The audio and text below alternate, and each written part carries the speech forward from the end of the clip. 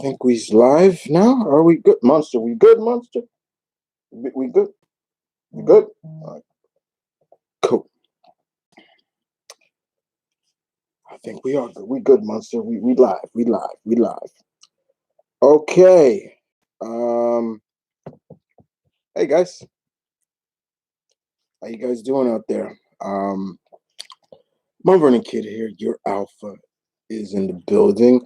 Um, Monster. So what's up? Don't look at me. Look at the camera. Say hi. Still looking at me. Anyway, guys. How y'all doing? Welcome back to another live Q&A open mic session. This is the 50th, actually. Big number. Made it to 50. Um, but nothing really is planned. Nothing's really like, oh, I gotta go hard.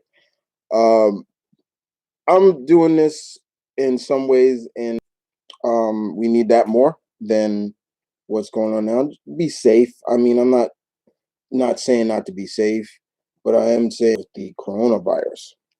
Uh, hasn't stopped me, and it ain't gonna stop me. And that's just some friendly advice from your alpha. So I'm here to answer your questions. Get nitty gritty. This is the 50th. You don't want to talk today. We will answer. Just recently, so a couple of things that happened this week and prior to the following week, I had Malcolm and we had a sort of a something, guys. So, my grandmother's maiden name is Thomas, was Thomas. So we got to meet cousins that we never met, or I may have met, but I was maybe a baby and things like that. It was fun. Just seeing my little cousins just run around and be chill and crazy and wonky. The food was kind of bad. I'm not even gonna lie about that. Food was definitely not that good. The catering was not that good. The people said the chicken was dry. My chicken, I must have got a good piece of chicken because my chicken was pretty damn good. The fish was dry. The rice was hard. Um, did his thing as Dr. Robotnik. It felt like old school Jim Carrey. Uh, you could just see he had like a lot of fun.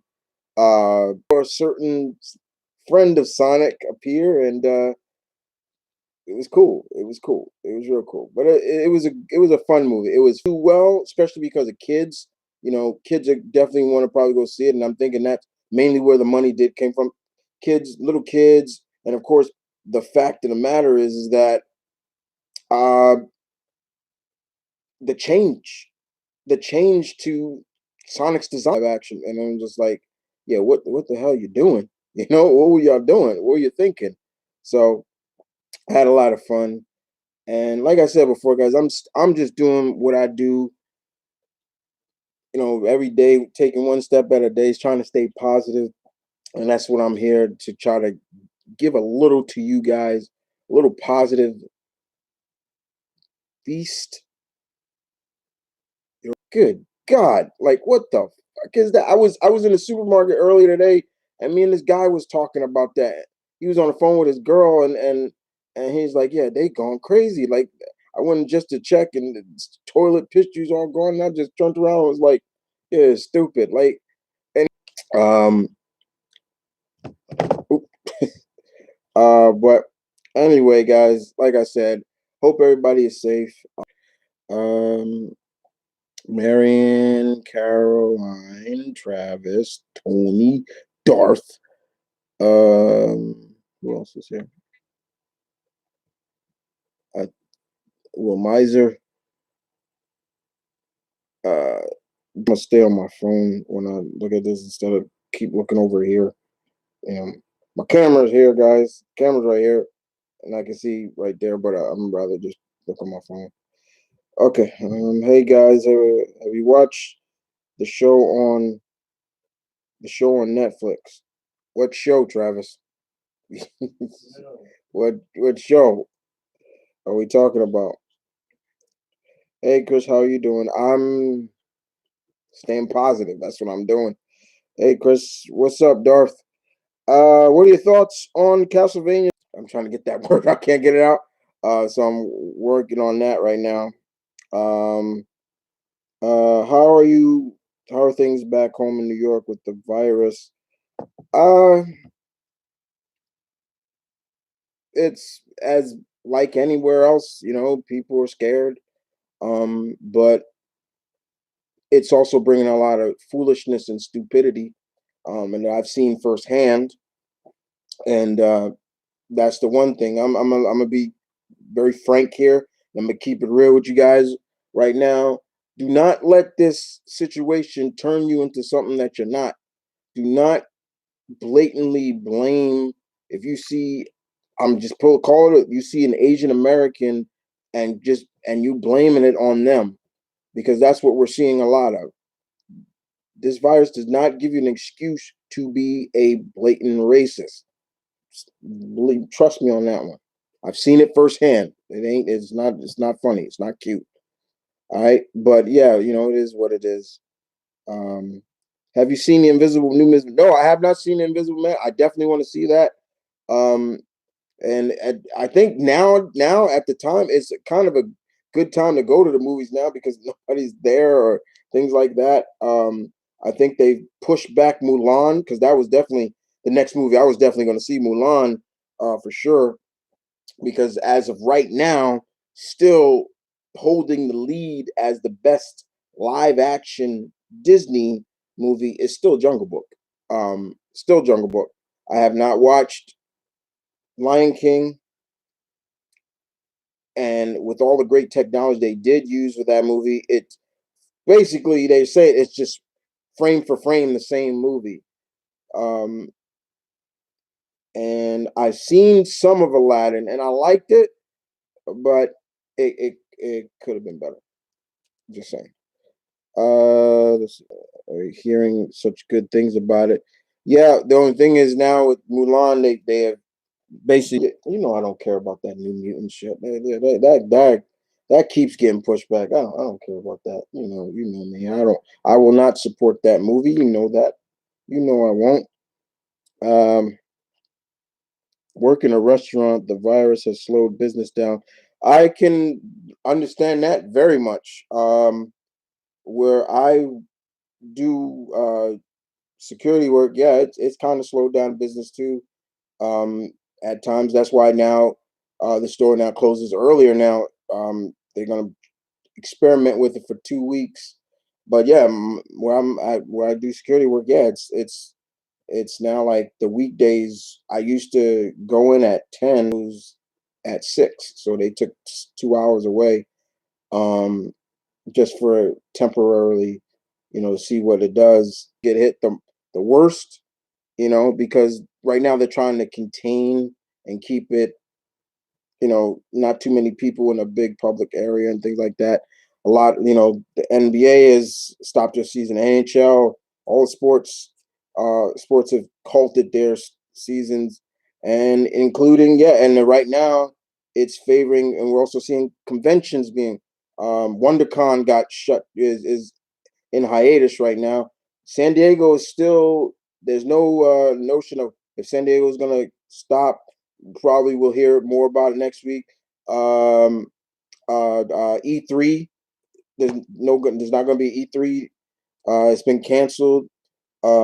As of right now, the conventions that I am tending to go to, I keep track of what's going on with them, and right now they're saying they're still a go, and most of these conventions are in May. So, uh, but yeah, a lot of things of productions on favorite TV shows and everything has slowed down because of that. But for some reason, the Batman is going to keep going. Yeah. Um, I saw Sonic a few weeks ago. Loved it. Yeah, it was good. It was a fun movie, Colin. I also saw Birds of Prey. It was all right. Yeah, I was not gonna see that. No offense, but it's just like that was not for me.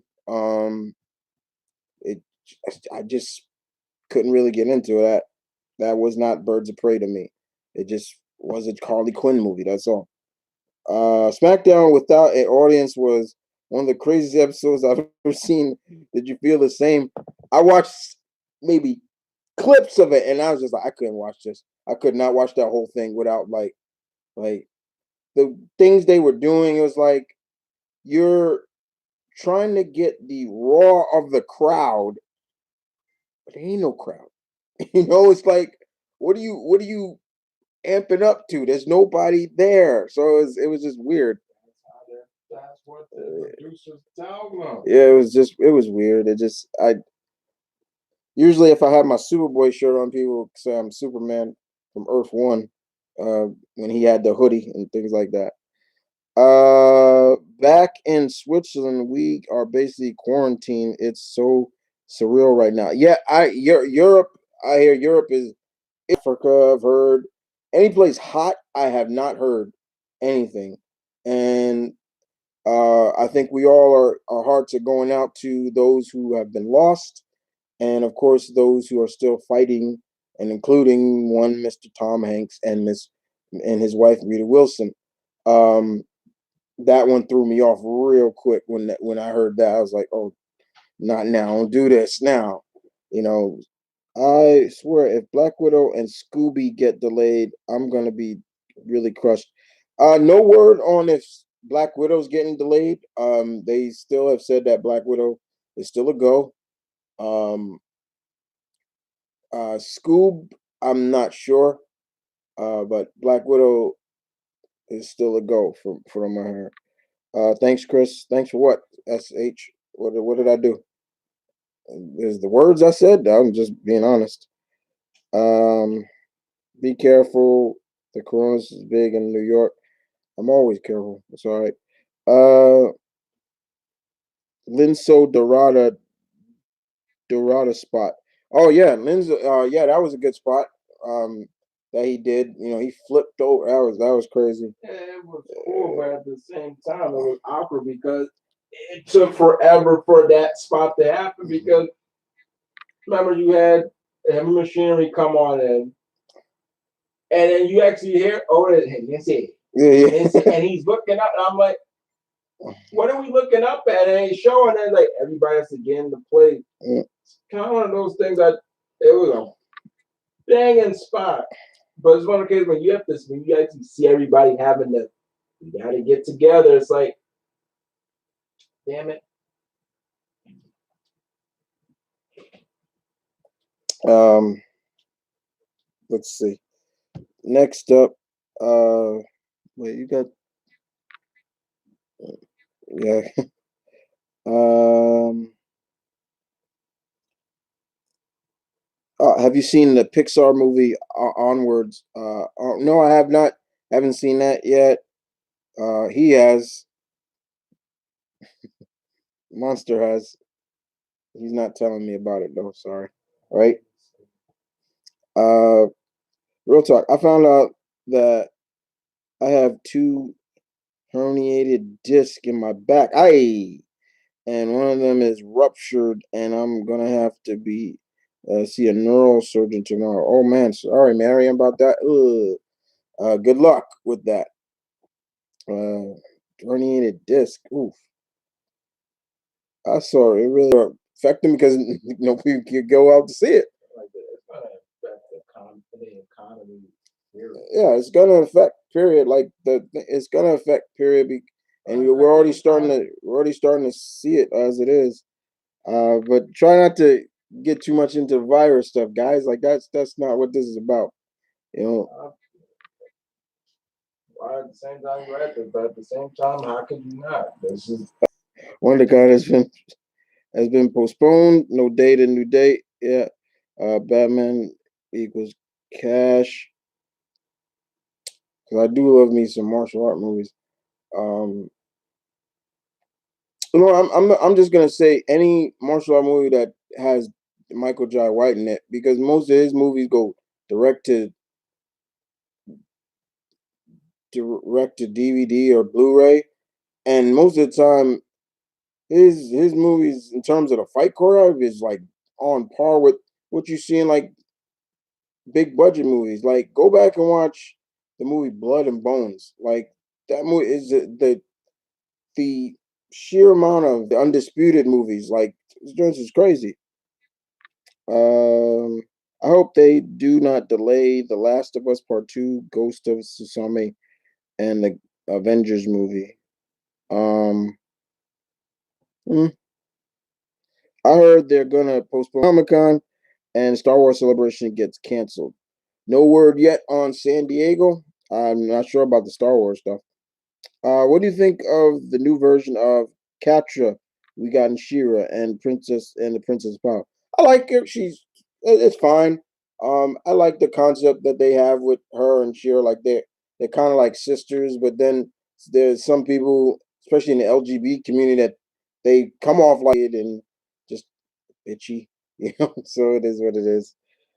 Um, SH, favorite scene in Sonic. I can't really tell that. Gotta be like spoiling the movie. Um, what I can say I'll is the means of how he defeated Dr. Robotnik at the end. I thought I liked that scene because it paid homage to the game. It was like, okay, I get it. That was fun. One thing I will say, if you go watch my review, I basically put it like they really put the emphasis on Sonic. Um, like it felt like Sonic. This was like a superhero film as well because in the game and the animes and everything like that, it's never really explained why Sonic is so fast. Like, why is this hedgehog like so super fast? Like in this, it kind of plays it up like he was born this way. So basically, how I took it, Sonic's a mutant. He's a mutant. Like, okay, I get it. And he had to keep it a secret. And we saw what happened if he when he didn't keep his powers a secret. I'm not going to spoil that, but you see a tribe of individuals that a certain other character is a part of. And Baby Sonic was adorable. I'm not even gonna lie. What was it? Did you also enjoy the women's elimination chamber match? Um, Not really. Not really. I didn't. You know, I didn't enjoy it. Eh, It did what it needed to do, but I've seen better. it wasn't about. No. Once again, it wasn't a. I wasn't telling people for the first time in a while. This was a chamber match that was not about the match quality. It was just all about getting one person over. Now, granted, we've seen that. Let's use the goal. We just watched that Braun Strowman. That one got Braun Strowman even more over, but there was a lot to still talk about. So Mm. it was what it was. It was not supposed to be a all-time classic match. I know there was a lot of people that wanted. Oh, but it was just supposed to be for Shayna. Yeah, It was supposed to be for Shayna to kill people, and they gave and for all people that are saying they very I know they gave Oscar out. They gave Oscar out. But it was not It supposed to be a match. Sadly for Ruby, Sarah, Liv, and Natalia to do their stuff. That's just not what the story was. pretty much like yeah, it was like I said, it's mainly to just get Shayna over. Oscar, she has an out. Like, okay, she was injured. Okay. Hopefully they build up that more. Like, okay, I want to see Oscar was the only one that really got offense on Shayna. There was a couple of kicks that I'm like, Jesus Christ.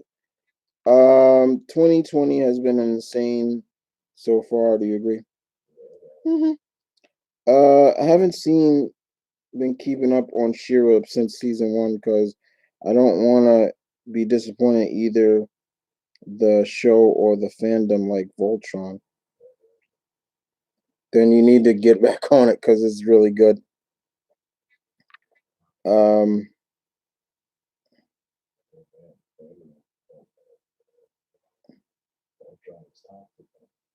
Sometimes like it Let's see. Speaking of Michael J. White, did you watch Undercover Brother 2 on Netflix? I've seen a little bit of it. Haven't seen all of it. Uh, what would what would your reaction be if Kong tried to do the jawbreak on Godzilla and my if he tried to do that to Godzilla, he better be prepared for atomic breath to the face, because that's all that's coming out of it. He's gonna get his face singed off. I've actually pictured that. Like, yeah, we're probably gonna see Kong try to do that, but it's gonna be like Godzilla, like, I ain't like that other the skull crawler, things like that. But it is what it is. My reaction would still be the same. Like, bet atomic breath, just the big ape. Like, I've said it before. Like, yo, Godzilla better win. Like, get that win back. He pushed WrestleMania back since No Chance in Hell.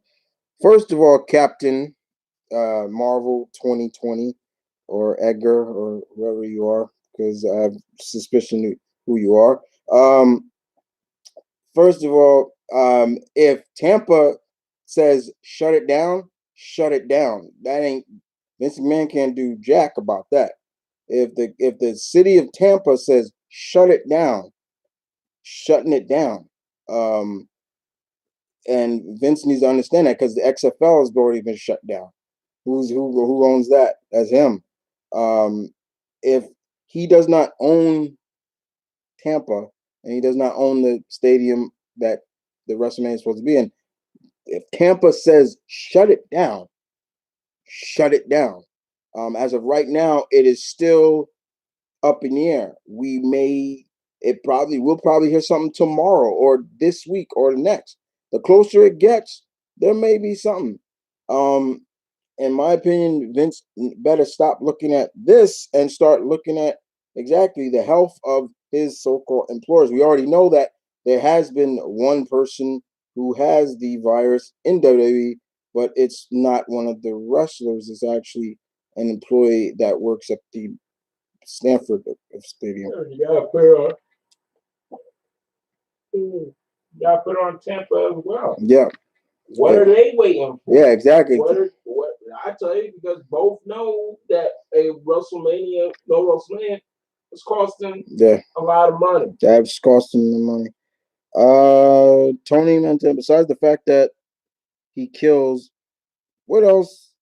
Affleck's Batman. Wait. Besides the fact that he kills, what else? Affleck's Batman was not the best course, best according to you.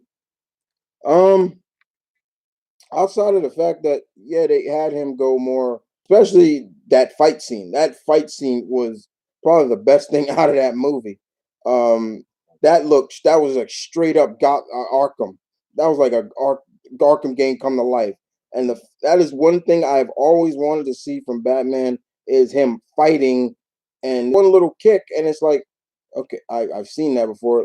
Look, as you don't have to do it. Wait a minute. Huh? You trying to say if you don't throw a kick, you're not a martial artist? No, but I'm just saying he's supposed to have mastered every known martial art, which is bullshit, because that's in no way he could have. Batman's supposed to be what, like in his late 40s? There's no way anybody could master. Like, yeah, depicting like he's in his late 40s. Well, in that, yeah, he has been Batman for a while. No, I'm talking about in comic wise in general. He's only in his late. He's like his late 40s, early 40s. Yeah, early 40s, like he's 39 or 40. Like, it was. But the fact is, we've seen Batman in all these Batman movies get trained. Even and the Christian Bale version of Jesus Christ was just like, as much as I was like, how is he a fighter? He's a brawler. It's just punch up until Batman Begins or so.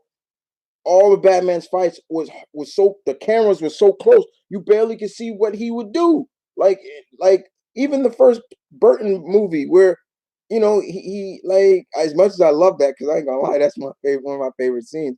But you barely see him, like, and then he gets close, and like the guy who had the swords, he came flipping over, and Batman's just kind of they had to zoom the camera a little bit, and you see him like blocking everything with his gauntlets and his. And it looks cool. And it looked cool because she's like blah blah blah blah, and then he just goes yeah one time, and then the guy comes back in and he just throws that one kick and the guy gets beat up and he falls over. And then in all the other Batman movies, that was the same thing. Batman Begins, you see Cameron one time he's kicking, and then they zoom in, and then all of a sudden, and then he's just he's trying to take out. Yeah, he takes out his grapple, and he gets and then next you know. But it didn't help. All you can see was silhouettes. Yeah, just what is going on? Like, yeah, it's like what? And then he's just jumping at people, and then the fight with Ra's al Ghul. Oh my God! Like compared to a fight with Ra's al Ghul in comics and he can't. And it's just like, and then the fight with Bane. Oh my God! Like it was just like I still to this day. Yeah, like to this day, the fight with Bane. This was supposed to be the monumental moment of the whole break the back. That moment that scene came, and you can ask Mark around, he's right here, and I'm like, oh my, here we go, baby. Next, you know, oh, that was it. I'm like, what? Like what? But then let's go to Affleck Batman. Even you could see every punch, every kick he threw, and the location and it was bright, and it was bright, so you could see everything. Every time he threw a punch, or you felt. One thing I like about an action scene is the contact of the blow. Like if you can feel that punch or that kick wherever it's like somebody, it was like, oh, you felt that. When you felt that scene when he busted and he was getting Martha, it was like, yeah, I like that. That was I'm like, okay, it was more health related and health conscious. Okay, I get it. I have no flaws on that. But yeah, that's about it. Uh,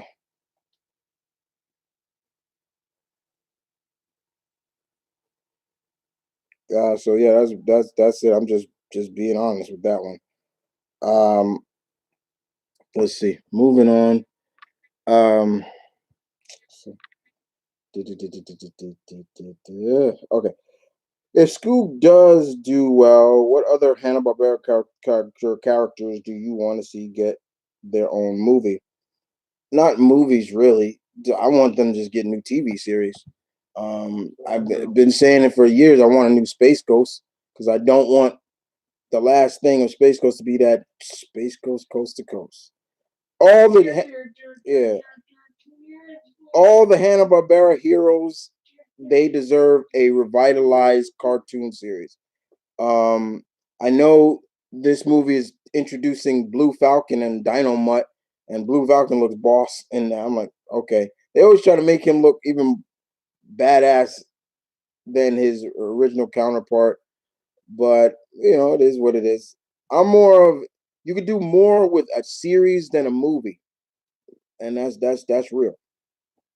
Uh, Andre Project, hey Chris, how's day going? Pretty good. Uh, are you watching Demon Slayer? Yeah, slow but steadily. Do you think the Fiend could recover from his loss to Goldberg if he beats Cena at WrestleMania? Yeah, I guess. Yeah.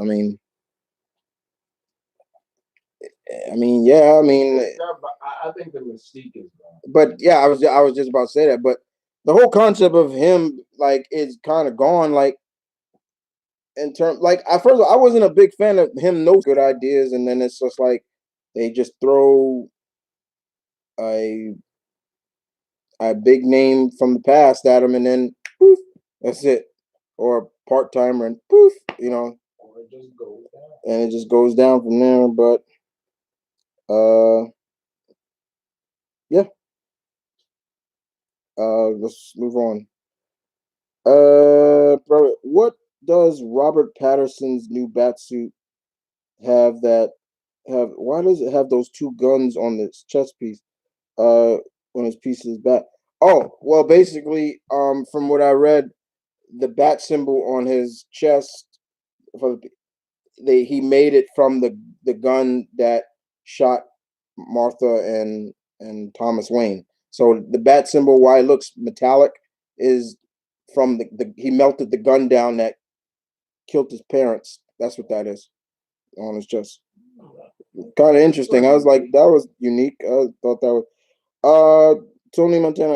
What actor would you like? Would you wait? What actor would you see play Brainiac? You mean what actor would I like to see play Brainiac? Mm, it's kind of hard because the thing I want for Brainiac is to be not just you know I'm smarter than you. No, I did him in Injustice. That's kind of how the way you need to go with him. Like yeah, but that's because they modeled that they used real models for them. But just the way he came off in that game, that's how Brainiac needs to come off, like in a movie. Like, and I still want to see Brainiac. He was kind of creepy in Krypton. I saw the episodes he was in, and he was. I was like, okay, yeah, he's kind of creepy. Have you watched Star Wars: The Clone Wars on Disney Plus? I've watched Clone Wars before they even went to Disney Plus, so yeah, I've watched it. Have you have you have you about what? Hey, have you about Emily Blunt playing Cleo? You mean or Sue instead of Sue? Have you heard? Have I heard? Yeah, okay. No, I have not heard her playing Cleo. Um, the best route for Emily Blunt is to go Sue Richard, Sue Storm, because her husband constantly keeps saying, "I am down to play Mister Fantastic." Give him the role. Stop. Like just give it to him. Like it is. Would I want to? Do I want to see Cleo? Yeah, of course I want to see her, but they haven't built her up. They haven't even mentioned if Dormammu has a niece. So yeah, because Cleo is Dormammu's niece. Um, and, um, when will when we will get Reed Richards on screen? What you want him to? Okay, I got it. Yeah, okay, Tony. Are you trying to say when we get Reed Richards on screen, what do I want him to do? I want him to go bearded or shaved? Doesn't matter. It really doesn't matter to me. Um, Chris, your camera is freezing every 30 seconds. It's weird. That's probably that's I don't know what to say about that. I'm not feeling any. I'm not seeing any kind of freezing or anything like that on my end. Any thoughts about the animated Superman Red Sun? I have to watch it. I have it digitally. I haven't watched it yet. I've seen clips of it. I did like the Red Sun storyline. From one of that's probably my second favorite Elseworld DC Elseworld story. Number one would be Kingdom Come. That's my favorite. So, but yeah, I'm definitely gonna see that. Laughing out loud, crack, crack me up, Chris. What did I do? You got to tell me what I did, H. What did I do? Make you laugh. When we get Rogue, Alexandra Dark Daddario should play her. Do you agree? Um, I don't know who that is. Let me look her up. Let me look up who that is. I have no clue who that is. Alexandra,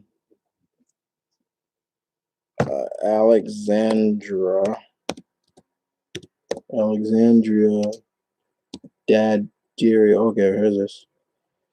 Let's see. What does she look? Um, she's from New York.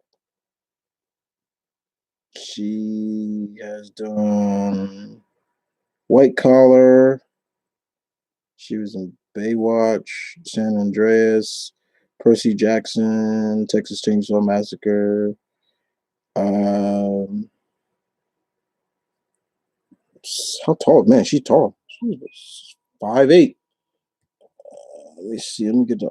She got eyes. Oh, she do got pretty eyes. Dark features too at times. When she got darker hair, she looked kind of creepy, like kind of scary. She's pretty. Mm, we'll have to see because definitely with Rogue, when they add her, you want to go with someone who looks. I want my Rogue when she comes, she's kind of tormented with what she's doing, like, but she still has no qualms about doing, especially in the beginning. Got to remember when she was with her stepmother, Rogue was like seriously a threat, and that's the one thing that they have to come off with her is like she's a threat. Like this woman could just take your powers, especially if you're a metahuman or something like that. Take your powers and use it. She beat the entire Avengers by herself. You know why? Because that's what she did. Like she nearly killed some of them. So yeah, it'll be interesting. Uh, she's pretty. We'll just have to see. Where they go with Anna Marie Darkham, aka Rogue. I love my Rogue. That's Rogue is my favorite. Not just ex woman. She's actually one of my favorite. She's my favorite female in comics. Um, what was it? Battle of the Batman? That's Bruce Wayne uh versus Damian Wayne versus Terry McGinnis versus Thomas Wayne versus all the Batman in the comics. Who'd win? Uh, all the Batman. Basically, Bruce, Damian, Terry, Thomas, and might go with Thomas Wayne because he would know the body more quicker. He's a doctor, so yeah. Caroline, I'm kind of hoping for an animated Josie and the Pussycats. Enjoyed it so far. Have you finished reading The Boys? I have not started reading The Boys. I might be in the minority, but I think the Bane from Batman and Robin was better than the Bane in Batman Dark Rise. Maybe it's the fact that Clooney's Batman Bane is played by a wrestler like by a wrestler you uh I hate I hate repeat hate the Joel Schumacher Bane from Batman and Robin because all he was the big muscle bound thug. Bane is more than just brute strength. He is a master tactician. He How did he beat Batman? He watched Batman for years before he struck. He devised a plan, executed it. I hate that Bane where he just made one noise like boom, boom. Like I was like, yeah, that's not Bane. Stupid. It was just making me. That was pissing me off. Stream the new record, Love and Light, dropping. Katy Perry. Sure, it is. Okay. Um, what would the Ninja Turtles think of the classic class of A1 or 1A from My Hero? If anybody's gonna set that hothead off, it'd probably be Mikey. Who is this? Marion. I hate that. I hate Bach.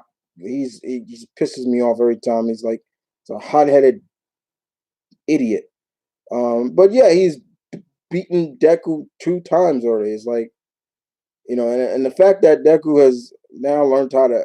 I'm still catching up, guys. So the fact now that he's able to somewhat control All for One, like he's now been able to channel it where he doesn't damage himself. Like, I mean, that was getting just really painful to watch sometimes. Like just seeing him just flick a finger and his finger just breaks or his arm or his leg. I was just like, okay, he's gonna kill himself. I'm like, but yeah, I think the Turtles would be fine with a lot of them.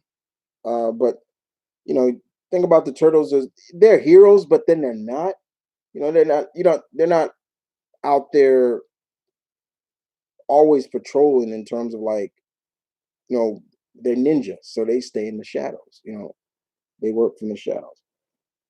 Tony Montana, do you think Shang-Chi can have the same cultural impact that Black Panther in terms of representation? Yes. That's a good question. That is a good question, and yes, it can. Um, and once again, I say that because it's within Feige we trust. Feige would not have said, okay, let's do a Shang-Chi movie if he did not see how Black Panther was perceived and how it was showcased. And that's why with Shang-Chi, the cast, when they announced the cast is going to be 90% Asian, I'm like, I would assume it would be. Like, why shouldn't it be? Representation does matter, and Shang-Chi is one of Marvel's premier Asian characters. The character came out in the 70s, right after Bruce Lee's death. He basically is Bruce Lee. He is the Bruce Lee of the Marvel Universe. This is a guy who has no powers. He is all skill, and he's proven that it is skill, just dedication that makes him so good. This guy has beaten Wolverine in a fight. He beat the Thing, one of Marvel's powerhouses. Beat him. He helped Peter so much in terms of learning martial arts, learning kung fu himself, and then helping Peter create his own martial art, the Way of the Spider. There are so many people that go to this guy for help in hand-to-hand combat, let alone Iron Fist has said, period. Back in the day, they were always like neck and neck. Who's the best martial artist in the Marvel Universe? I know a lot of people say, well, Daredevil's a martial art. Yes, he is. He's more of a ninja, in my opinion, not a true-blooded martial art like someone like Danny and Shang. These guys have been pushed, and they've always been like that. But I'll never forget where Danny admitted that if I do not use the power of the iron, Shang's better than me. And reason why is because of the due diligent training that this guy's father put him to. He saw no outside, social teach him how to fight, learn another style. Boom. He just learned another style. That's all he would eat, sleep, repeat. Eat, sleep, train, repeat. And he thought his dad was this high and mighty philanthropist, who would, but he was really a crime lord. And at the one point where he wanted to really be there for his dad, because he thought, when he started seeing assassins come after him, he thought, okay, yeah. So his dad told him, I need you to go to London because to kill the head of the assassins that are coming after me. He said it was a female. He didn't know. Little did he know that female happened to be his birth mother, his biological mother. For all those who don't know, Shang-Chi is biracial. He is he is he's half white, half Chinese. And the reason why, because his dad felt like his dad chose his mother, like he to chose who was going to carry his seed. He felt that a woman of European descent would be a better combination than someone of full Asian descent. And when his mother told him who she was and what his father really is, then the saga continued. But in this movie, it's called we have the Mandarin being the villain, so they may switch it up in this and maybe like, okay, since he's so good, Shang is so good, then how is he so good? They might go, instead of being Fu Manchu as his dad, or I think they changed his name after a while. They may say that the Mandarin is Shang's dad in the MCU. If they do that, I'll be still like, okay, I still cool. But I'm definitely looking forward to seeing the fight choreography of that, and I'm telling you right now, that fight choreography better be off the chain. Like this one, first season, season 2 picked it up, but when you're talking about they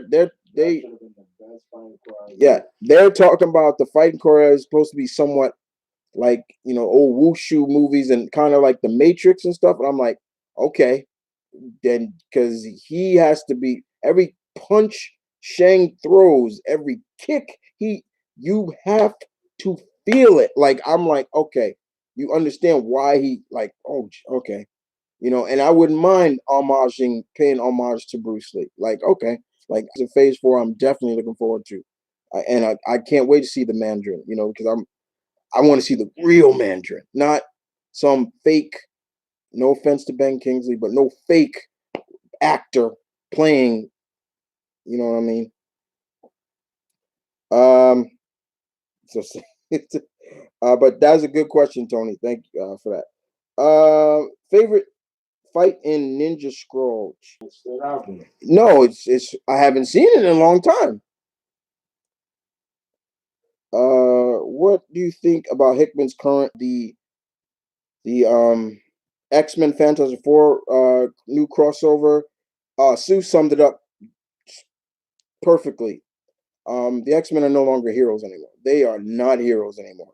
It is they are no, it's true. They are segregators.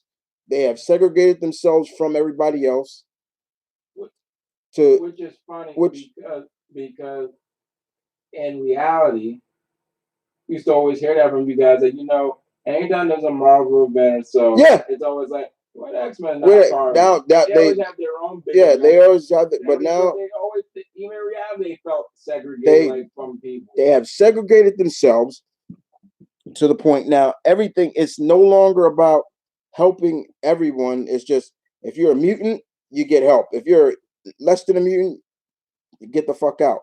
Like it's to the point now, and in the last issue, in the first issue of X-Men Fantasy Four, Franklin runs away. They go to Franklin to get him, like basically to bring him, as they said, home, because Franklin Richards is a mutant, and not just any mutant. He's a Omega level mutant, and he runs away with Kitty and her Marauders, which I still don't like. And what I don't like is that the X-Men are also giving all their villains like this third or fourth chance to, well, you got Apocalypse with them. You got Mr. Sinister with, I'm like, what the hell? Like, wait, huh? Like you got, and even Sue brings that up. Everybody gets a second chance. Sabretooth gets a second chance. Mystique. It's like, what if it's basically to the point, it's like if you're mutant, you're good. Like, and it's like, no, that should not how it should work. Like, even if you're a criminal, you should be played off as a criminal. I mean, they got Juggernaut there, and even though he's not a mutant, he still has a half brother there, and of course, Charles is gonna look out for his brother, but still, it's like they are not. If it doesn't involve something of mutant, they do not care, and they did not care when Franklin ran away with Valeria, his sister. They blatantly came on and said, "We don't care about her. Like we're here for Franklin." It was like, and Sue, they flipped. I could not. I'm like, yeah, that right there. I'm like, yeah, that there better be an explanation for that. Like, I like it. I trust Hickman, but yeah, like you are not making the X-Men look like what they should be. Um, and I love the X-Men. That's my favorite team in comics before everybody else. So yeah, just saying. Tony Montana. Do you think Rogue will steal Carol Danvers' powers in the MCU, or do you think they will go a different route? Being that this is the MCU, they're gonna stay true to the source. Yeah, they actually should. and she should, and if it if it doesn't last forever, like, oh well, she's in a coma, they'll probably have Rogue have it. If anything, they'll probably go, Rogue has the powers, and she realizes after a while that it's her mother, Mystique, just really using her. So she gives it back to Carol and leaves her mother, you know, in a sense. But yeah, they'll being as the MCU, they'll stick more true to the source. Gambit is a lucky dude to have Rogue. Yeah, that's his wife. They're married. There are two villains possible for Spidey 3. Craven could be hunting Peter for a bounty, or Chameleon could appear to make it look like Peter was framed for Mysterio's death. What do you think? Uh, that was Mysterio all the way who did that. That was not the Chameleon. And anyway, yeah, the Chameleon was in it, but no sense. Craven is the best choice to go right now for that. Andre, how would Batman how would Batman would react to you mean how would Batman react to Moon Knight if they actually met? Same way he reacted to Punisher. There you go. He didn't like that Punisher was killing and things like that, but I think he would also try to want to help Mark, because Mark has, some issues. Yeah, like he don't have his issues, like, but he don't have like multiple personalities and things like that. Yeah. Rogue and Jubilee are my favorite X-Men. Period. I just want to see them done right. I like Emily Page, but that was a fail. Emily Page played Kitty. She didn't play Rogue or Jubilee, and I didn't mind Emily Page as Kitty, but whenever they introduced the X-Men into the MCU, I want older actors playing them. I don't want Kitty young. I want her in her mid-20s now or something like that. Not saying Emily Page is not in her 20s or so, but I do want that. I want them to have like the X-Men that you think. I want them to be seasoned, not like, oh, they're still learning. Like the fact that I had to watch a movie where Storm couldn't control like her wind power to fly somebody up. I'm like, what? Storm could do that in her sleep. Like what? No. Um, and in my opinion, it is time. In terms of Storm, it's time for a woman of color to play her that is not quote unquote light like me. Let's get her dark. Let's get a dark sister to play her. And it's But yeah, they still gotta perform it yeah. well. I'm just saying they need to get an actress. Yeah, but before I think like, oh, so that's gonna solve all the problems. No, and it's not that Hallie didn't do her thing. It's just that there were times. It's just over time we're seeing a trend with Storm. Look at Storm; she's very dark. They always can pick her very dark. I'm not saying that there aren't light skinned blacks in Africa that can act, and they just so happen to be and things like that. And that's what I'm saying. And the same thing with and the same thing with New Mutants. That is one of the main reasons why I am not supporting that movie, because of the blatant whitewashing of these characters. Sunspot again. Sunspot again. He's not even remotely dark. I'm like, first he looks white. One. He's supposed to be Afro-Brazilian. Then you got Cecilia Reyes in it, played by the actress who plays in Queen of the South. And I like her as actress, but she is Afro Latina. And it's the blatant whitewashing of the characters again that and the other thing for me is, again, they do not get the circumference of Sunspot's powers. He is not the Human Torch. And again, they did it. I saw that and I'm like, he's not the Human Torch. Like it's his power up form when he goes black, dark, all black. It's not like a fire. I mean, Sunspot is kind of like a solar battery. Like he does, his cells absorb his mutation. His cells absorb solar radiation energy and can charge it into super strength and all these other abilities. And there are reasons why I don't understand why Sunspot is not an Omega level mutant, because that all the powers that he has, it's like the hell. Like, why is he not? Yeah, but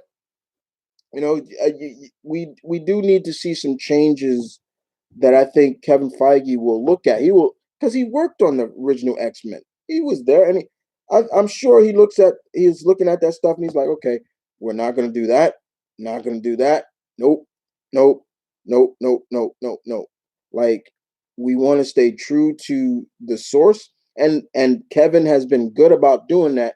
Him and his team have been good about trying to. I don't like how Mantis is portrayed, because that is not Mantis.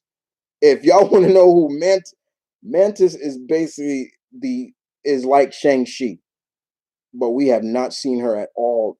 They put the emphasis on her empathic abilities instead of her martial art abilities. Like, this woman is incredibly powerful. Drax has been depowered, and I love Dave Bautista as Drax, but it's just like he was created to kill that Thanos. That body that he has, but see, the reason also, remember, they changed his origin. They made Drax an alien. He's an Earthling. Drax is human. He died, but his essence, his soul, was put into the body that you see now to be the one to kill Thanos. Of course, Thor has been depowered. You know, Hulk. There are a lot of the main powerhouses you would think are extremely powerful have been, and I've always, that would be one of the major questions I would ask Kevin Feige. Like, why did you feel that you needed to depower some of the major powerhouses of the Marvel Universe, like Thor? Like, why did the other thing I don't like about Thor is how much he depends on the hammer. Thor can fight without that hammer. He is one of the mightiest Asgardians. Probably people that only seen the MCU wouldn't think that. Right.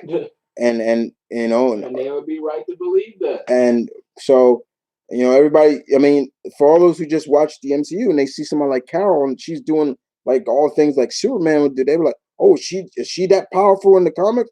Yes, but she's not the only powerhouse like that. And and it's like, okay, but I trust Kevin Feige. He has not let me down yet in terms of what he plans for the MCU. Even titles like the Eternals, which I'm sure there's not a lot of people that know who these characters are. There's a lot of people that don't know that. Yeah, this is another one of Jack Kirby's creations. They are basically like the new gods. They are the new gods of the Marvel universe. They have depicted themselves, have taken like god names, and like Icarus and Gilgamesh and Thea and all of them. But I do like the concept of this. Like, they've been on Earth for years. They're walking immortals. And the biggest thing about it for me is like, okay, explaining where were they? See, and that's always, where were they during the invasion? Like, why did they feel like they needed to stay out and everything like that? And hopefully that'll be explained in it. And I do like the concept. They said some of it's gonna take place in the past, and some of it's gonna take place in the future. So I'm sure where Dane Whitman, aka the Black Knight, will probably be in the past, or they may bring him into the future. I'm not sure, but I'm still interested. And big ups to I'm forgetting the actor's name, but he was in the movie with Batista not too long ago. Big ups him for getting in that shape. I was like, respect. I love seeing stuff like that when these actors and actresses, they get into that shape. They know they playing a hero or heroine, and they get in that shape. I love that. Like that shows the time they know they got to put in that work. Hmm? Who was in Stupor? Yeah, Yeah, he got into great shape for that. I was like, yeah, that's respect. Speaking of Jubilee, did you watch the Generation X movie in the '90s? I didn't like it. Um, you think that Superman, Keenan Kong, and the Justice League of China should have another ongoing series? I wouldn't mind because I do enjoy Keenan. Um, I just recently I just put up part one of my top 20 favorite Asian uh characters in comics, and Keenan's on the list. He's number 20. Um, he makes the list because he gradually grew on me. You know, he's 17. He's a 17-year-old boy with the abilities of Superman, and when you're a teenager like that, you're going to be kind of arrogant and brash. And but then he started to grow and realize what that symbol means more. And even though he changed it now because it looks more like the yin and yang, but you still can see like the House of L in it. And even when he met Superman, it kind of helped him change. So yeah, I wouldn't mind. I wouldn't mind seeing that. I wouldn't mind seeing DC do a Great 10. Y'all remember the Great 10? That was the premier Chinese team in DC that we haven't seen since.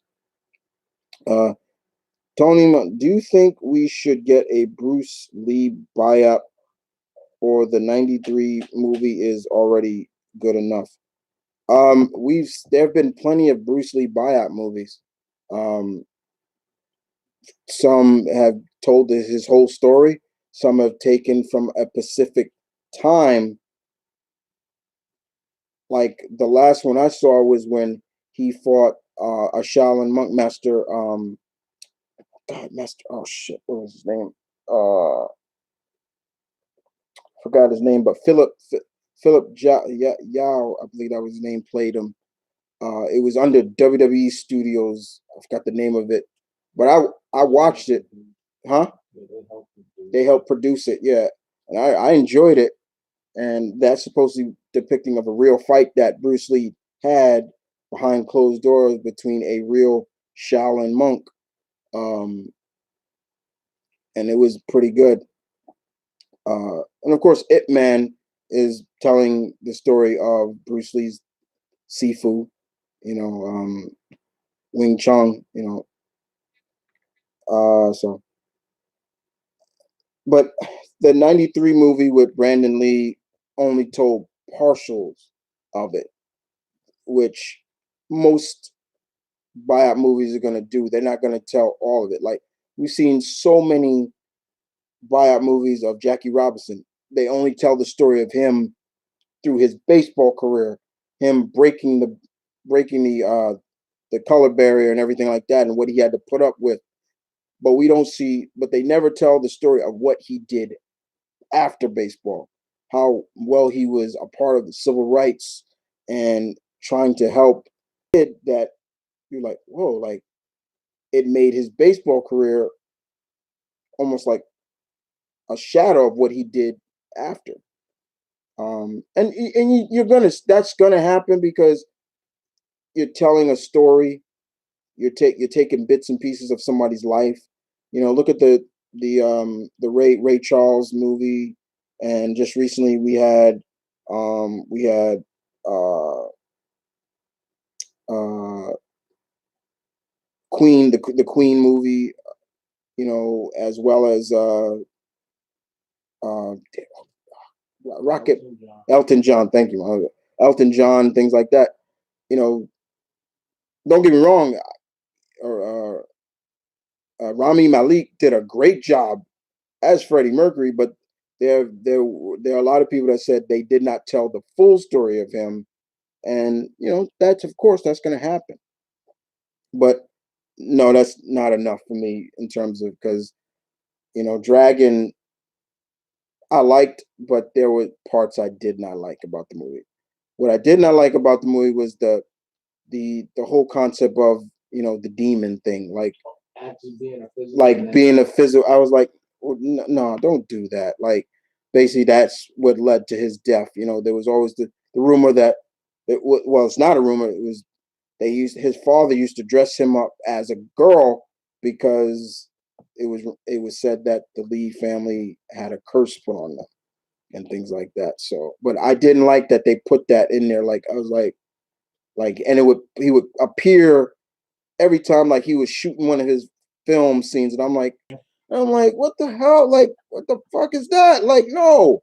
Even I don't get me wrong, I did like the last fight which just does get me because it's young Brandon saying, "Dad, get up, get up," and then the demon like looking at him like, "Okay, ooh, oh, you got a son, okay," and I'm coming after you, and next you know he starts, and then and then it's the comeback time, and he gets somehow in this dead of rain, it lights up on I guess another grave, and it's the nunchucks, and he's and he's able to fight off the demon. And he breaks the demon's neck. And I'm like, and all of a sudden he's back, and he's because he was filming Enter the Dragon, and right where the mirror scene, yeah, he's all like, and they're just like, hey man, you blanked out for like 30 seconds. Are you all right? And that's like, what happened. Yeah, like he was. Yeah, I'm like, what the hell? I'm like, wait, what? Like, no, like. Yeah, y'all did too much with that. Like, you know that was a predecessor of, right? What? What they did with Max Payne. Oh yeah, but see, and that's where I did not like it. Don't get me wrong, I didn't hate the movie, but there were a lot of things in it and the demon thing I did not like. That was probably one of the things I did not like about that movie. Um, like that being kind of an integral part in his upbringing and just him overcoming. Yeah, it just follows him everywhere. The concept of his the concept of him fighting to get recognized as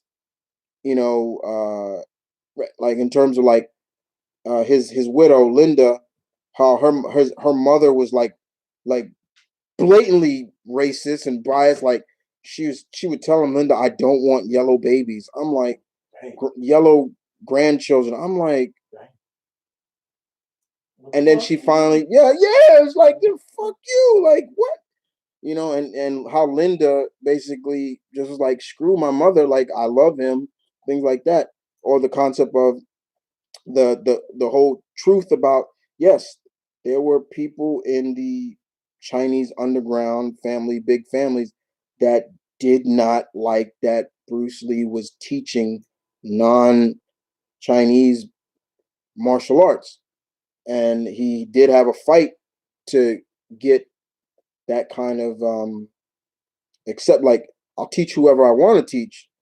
And he did get injured. That's how he injured his back, and that's when he came up with the Jeet Kune Do, things like that. So there were certain things in the movie, huh?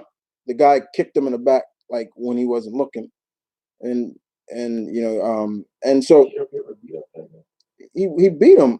He get paid back after that? Yeah, he got paid because he came back, and when he was at the martial arts expo, and when he did the 1-inch punch, yeah, and things like that. That was where, and he was. They showed that in the movie. They showed in the movie, like, and things like that. But yeah, there were scenes in that I did like. I love the scene where he was in. Yeah, that music will make me cry. Like, like I'm getting misty eyed. The he the the when he was in college and he was in the exercising room and he's exercising, and the couple of white guys coming, and one black dude, I was like, yeah, I'm like, of all people, you should not even be involved in this shit. I was like, don't even like, and then he's just like, yeah, you think your kind killed my father, and then Bruce fights him, and he's like, I'm sorry about your father, but that was Koreans, not Chinese, and it was just like, yeah, yeah, but yeah, it's like, yo, like, because it's and it's just like, It's like, okay, like, and then they're just like, yo, can you teach us that? And that's, but yeah, I mean, the movie was Dragon was, and don't get me wrong, Jason Scott Lee, who you can find in Mulan, he's in Mulan now. He's one of the villains. Um, I thought he was a good Bruce Lee for what he was. You know, he put on that muscle to get in that shape. I was happy for him, but you know, the whole concept with the demon just really that threw me off. Like that was even as a kid when that movie came out, because that movie came out in '93. I was 11. I was like 11, so it was like I'm like, no, like even at that young age, I was like, no, that why are you doing that? Like I didn't like that. Um, yeah, like he came through the glass, like it's with the scene where he's fighting, um, guy with the claw. Yeah, he comes in and he's you know looking around because you know how the mirror's all and he's just getting cut. All of a sudden the like it gets foggy all of a sudden, and then all of a sudden you see the demon from different sides in the mirror. Remember like in remember in Conan the Barbarian, the Destroyer? Aww. Yeah, when it had all yeah, yeah, like that. So the demon just busts out and he grabs Bruce. And I'm like, yeah. And it was like anytime the demon Bruce could not fight back. I'm like, yeah, Dad. It's almost like Nemesis. Yeah, it's like, so quick. What was it? Did you see? Anything to take your mind off of me. Yeah, did you see the live action Justice League of America movie from the '90s? If so, which movie was better than the one a few years ago? I know what that movie you're talking about. It's like a low bar. It was low. It was like low budget. It was really low budget. I know you a big JSA fan. No, that's not JSA. It's Justice League. Oh, didn't he say of America? Justice League. That's the JLA, Justice League of America, not JSA. I know you've mentioned that you're still catching up with My Hero Academia, but what are your thoughts on overall? I love it. It's great. Deku is probably if Goku can inspire you, Deku can do the same. Like and Naruto and all. It's funny because Shonen Jump main characters do that. They inspire you. It's that you want to root. You root for them. Like should be the point. That's the point. Remember, yeah.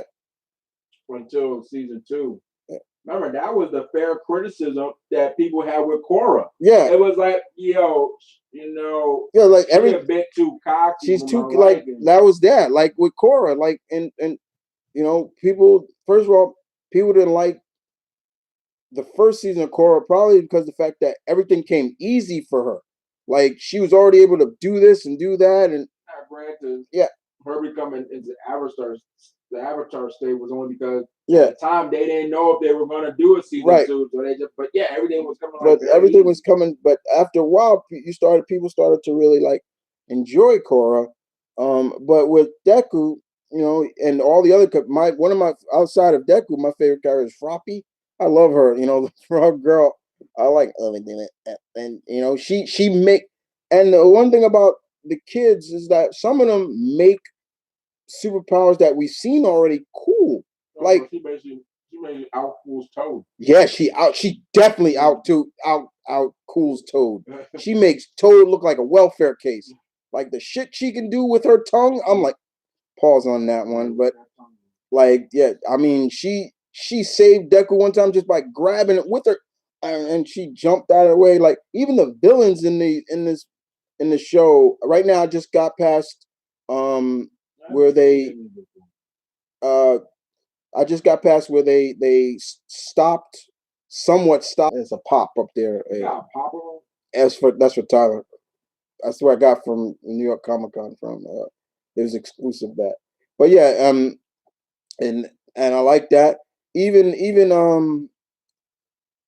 Endover and how he wants to be better than All Might and is pushing his son to do it too, and it's like which I do like him too because he's half ice.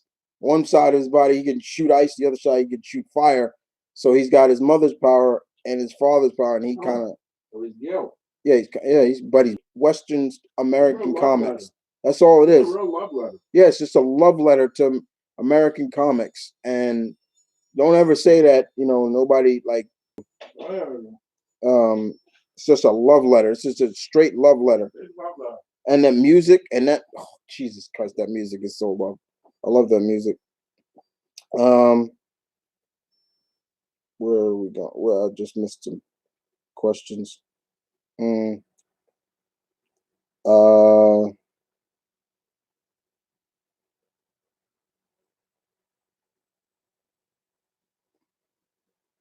hold on.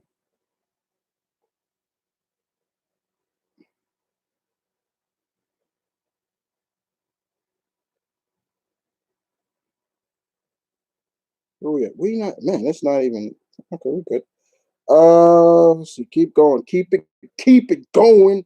I'm trying to keep you guys occupied for a while. Okay, next up, uh, with powered beings like Thor or hero or heroes like Captain America being celebrated in the MCU, how can the X-Men be discriminated in this universe? Another good question. That is another good question.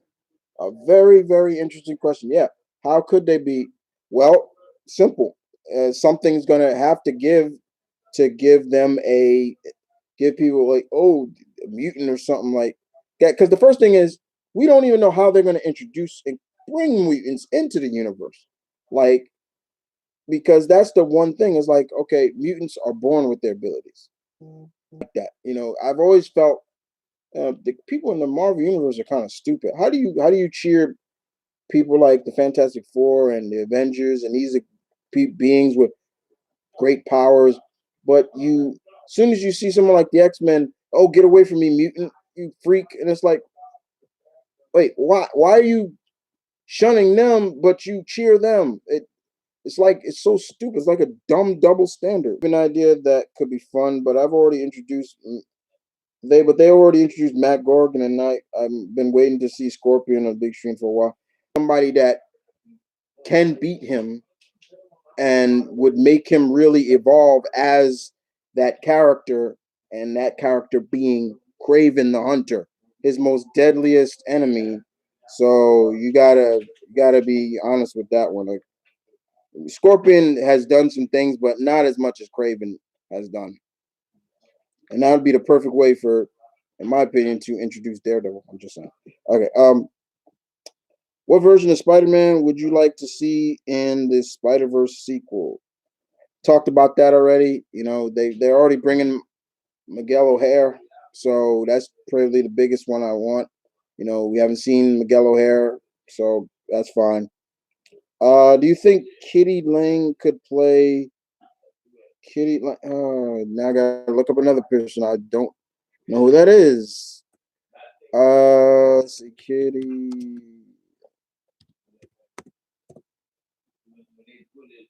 Um, mm, she's 28. Want somebody a little bit older. I want who I actually want? I want the actress who's in American Gods. That's who I want.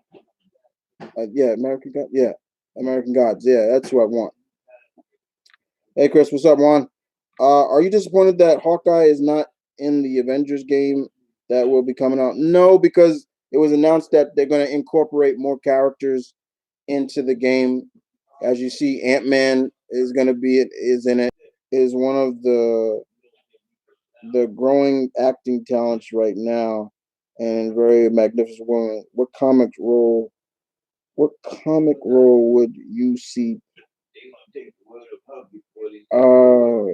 Wait. What? Let me see. I don't. I don't. You keep giving me guys. I have not. I gotta see what this is.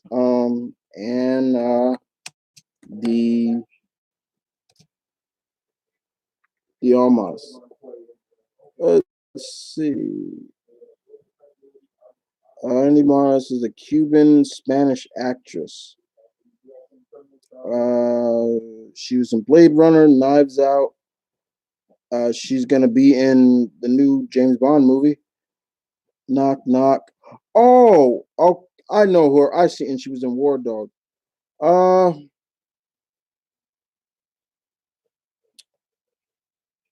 hmm. Let me get a better look at her. She's got.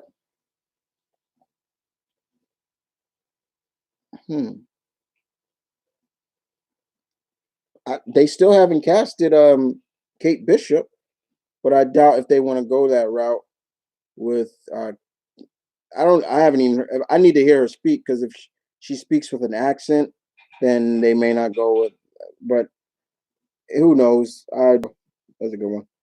Uh, would you like to see a Japanese-centric DC comic book ongoing series starring Mister Unknown, Jiro, and Giant, and Grant Morrison's big science team? I'll take anything. I don't even read a lot of my.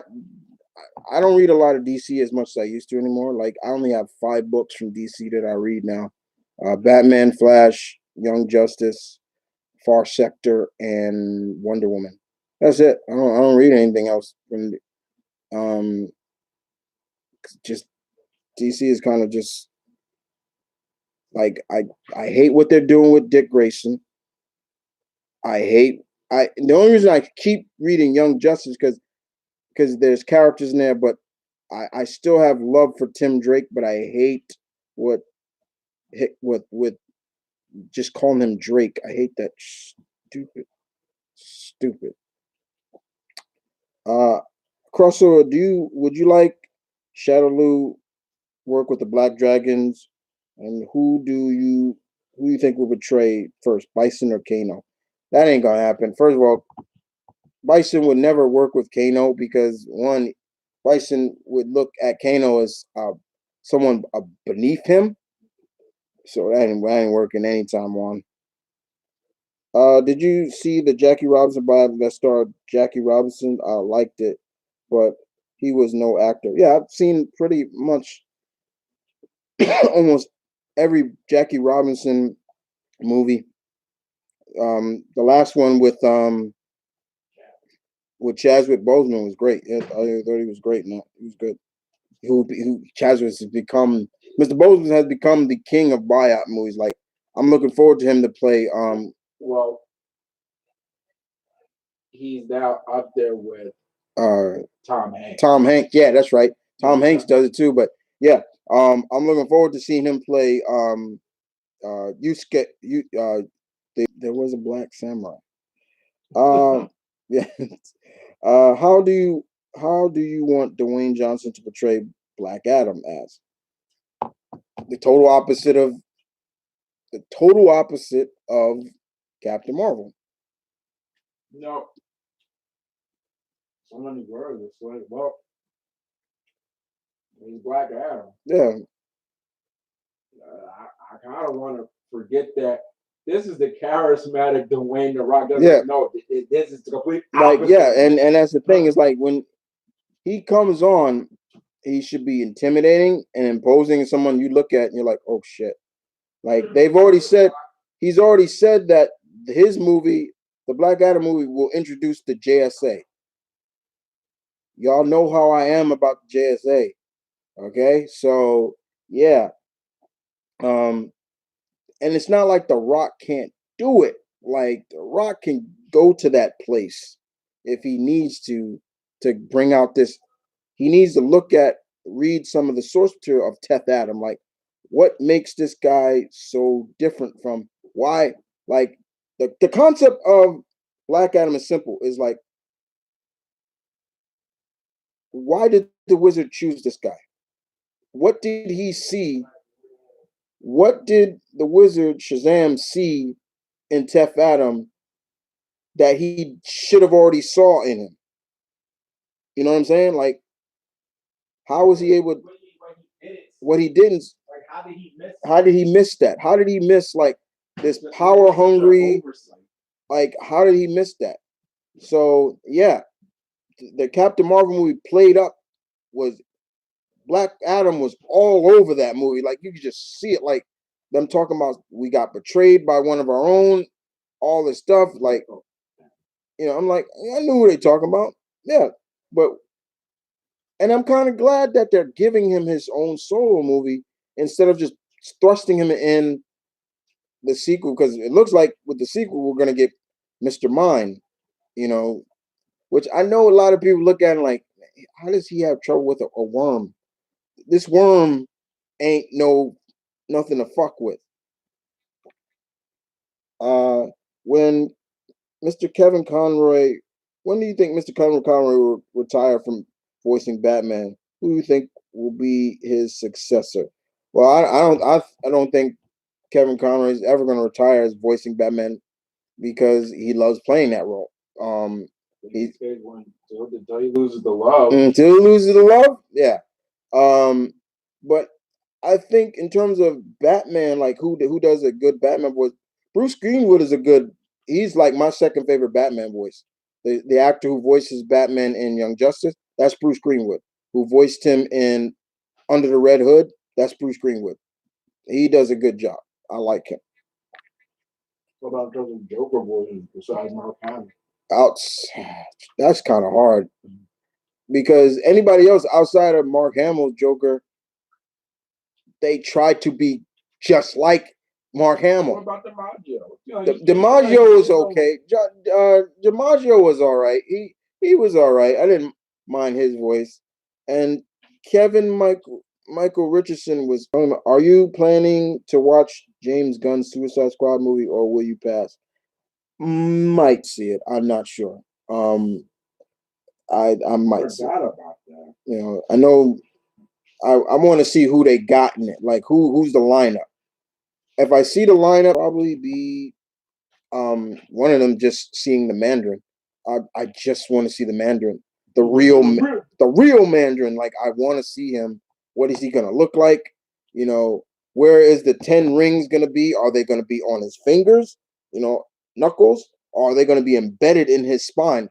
I like when they did that. When they put the rings in his spinal collar, and he was fighting like he was just with the armor on, and you could just see anytime he used one of the powers of the ring, that color of that ring in his spine would glow that color. It was like, okay, that's cool. And I'm also looking to see what Aquafina, who's she playing. I have a strong feeling she's playing Shang-Chi's evil half sister. She's in that? Yeah, she's in it. She's gonna be in it. I have a feeling that's who she's playing. And they say Michelle Yeoh is gonna be in it. So, and they may change her to Shang's mother instead of Shang's mother being a white woman, because that's Shang-Chi's mother is white, is British actually. So they may switch him like, okay, he's full Asian, and who better to get than Michelle Yeoh? I love her. Like Michelle Yeoh be considered the Queen delayed too, maybe. Tony Montana. Jesus Christ, y'all. Tony's killing it, guys. Y'all better catch up. Delay in terms of it being brought And because I think production of it is still going. They're not finished. That's post production. I don't think it's done yet. Steve Belushi should play Mephisto. He has the devilish face to play. Do you agree? No. Yeah, he has that, but Steve. Hey, hey, wedding singer. What? That's Steve Belushi. Steve Buscemi. Yeah.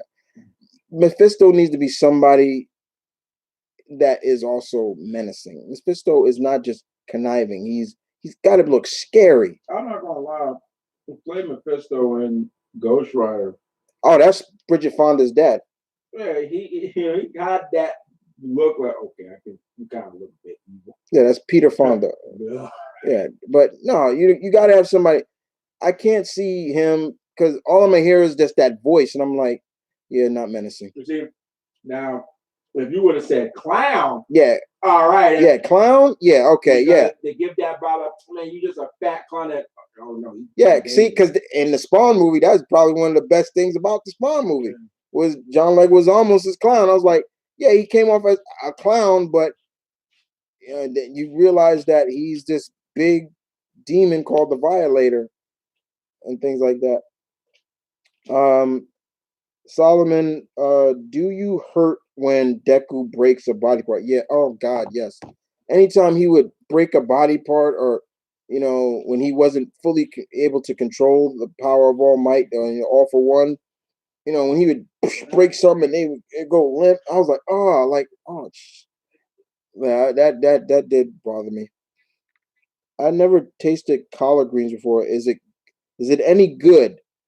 Um, no, because Tony's from Switzerland, right? Tony, right? You're from Switzerland, right? I don't think Switzerland gets a lot of soul food over there. Uh, uh, but yeah, I mean, it's okay. I mean, it depends. It's not for everybody. Collard greens is not for everybody. It's a more of a southern dish. It's just greens with people will add like bacon into it to give it like some flavor, and ham and things like that. But it's more of a southern thing. So yeah, but it's not bad. And little vinegar they put in it too. Uh, by the way, Chris, I tasted sweet potato pie 2 weeks ago. It's good. It's a nice blend of salty and sweet delish. Oh, you had sweet potato pie? Okay, yeah, potato pie, grandma, and she just have it. And then of course, usually when we have like big get-togethers, I always try to have somebody make sweet potatoes and put the marshmallows on top and put a little pecans or cinnamon in it. It's good stuff. Yeah, so I'm glad you enjoyed sweet potato pie. Never thought sweet potato pie being salty though. I never like it's salty. Whoa. Yeah, I've never seen it. Yeah, no salt. Like, um, you mean your Thai bak for Storm, right? Yeah, there we go. Thank you. That's her. Uh, you think Simone Messick should come back to play Misty Knight? She misses that role. I watched her do an interview um about her new show on CBS called She's the Judge. I forgot the name of the show, and they act All Rise. Yeah, thank you. All Rise. They asked her about do you miss, and she said I miss that role every day. I'm like, so whenever Kevin decides to reintroduce those characters, he's already said like he wants Mr. Cox back as Daredevil. He wants yeah. He wants um uh, John Burnoff as Punisher back. He wants um and he wants Mike Coulter back as Luke Cage. And I think and he wants um the actress who played Jessica Jones. All the characters, the only one, and of course he wants Timothy, not Timothy, the actor who played Kingpin. He would D'Onofrio. There we go. D'Onofrio back because he was yeah, but there has never been nobody's yeah yeah would be great. Christian Howard playing Iron Fist. He's working on a project where he is Iron Fist, but he's not Danny Rand. He's his predecessor, um, Orson Randall. So he's got a project coming out soon. But yeah, I would like her. I would like Christina Hendrick, who played Colleen Wing. I would like her to come back as the. No, I'm not. No, he wouldn't do that. If for some reason Kevin Conroy has to pass the role to someone else, it should be Kevin Porter, the internet's Batman. He has the voice down pat. I know Kevin Porter. Yeah, he's pretty good. I think they would definitely go with Bruce Greenwood, the most part. Is that who's now doing the Lego show? Like yeah, and things like that. But he has an internet. He has a YouTube channel and stuff like that. Is it him that's doing Lego, or am I mixing with somebody else? No, you're mixing with somebody else. But he did the one who does the Legos is the same. I believe it's the same guy. Correct me, guys, on that. Is the guy who did from the Batman who played Jed Clampett, not Jed. Jeffro. No, he's doing the Lego show. Oh, I don't know what you're talking about. Okay, he was like, I think he's the one that voiced Batman. I would assume, yeah. I mean, Moon Knight is Jewish, and once again, representation does matter. Even though Jewish is a religion, so, but it's like Harrison Ford is not Amish, but he was he was in a movie. He was an Amish man, so it's like when you're doing stuff like that, you can kind of let that slide. Religion is different than ethnicity. Somebody's race or things like that. I mean, you could have a damn white guy just like, I mean, Moon Knight, who we know, Max Spector could be played by an Australian actor who can do a perfect American accent, and you never know.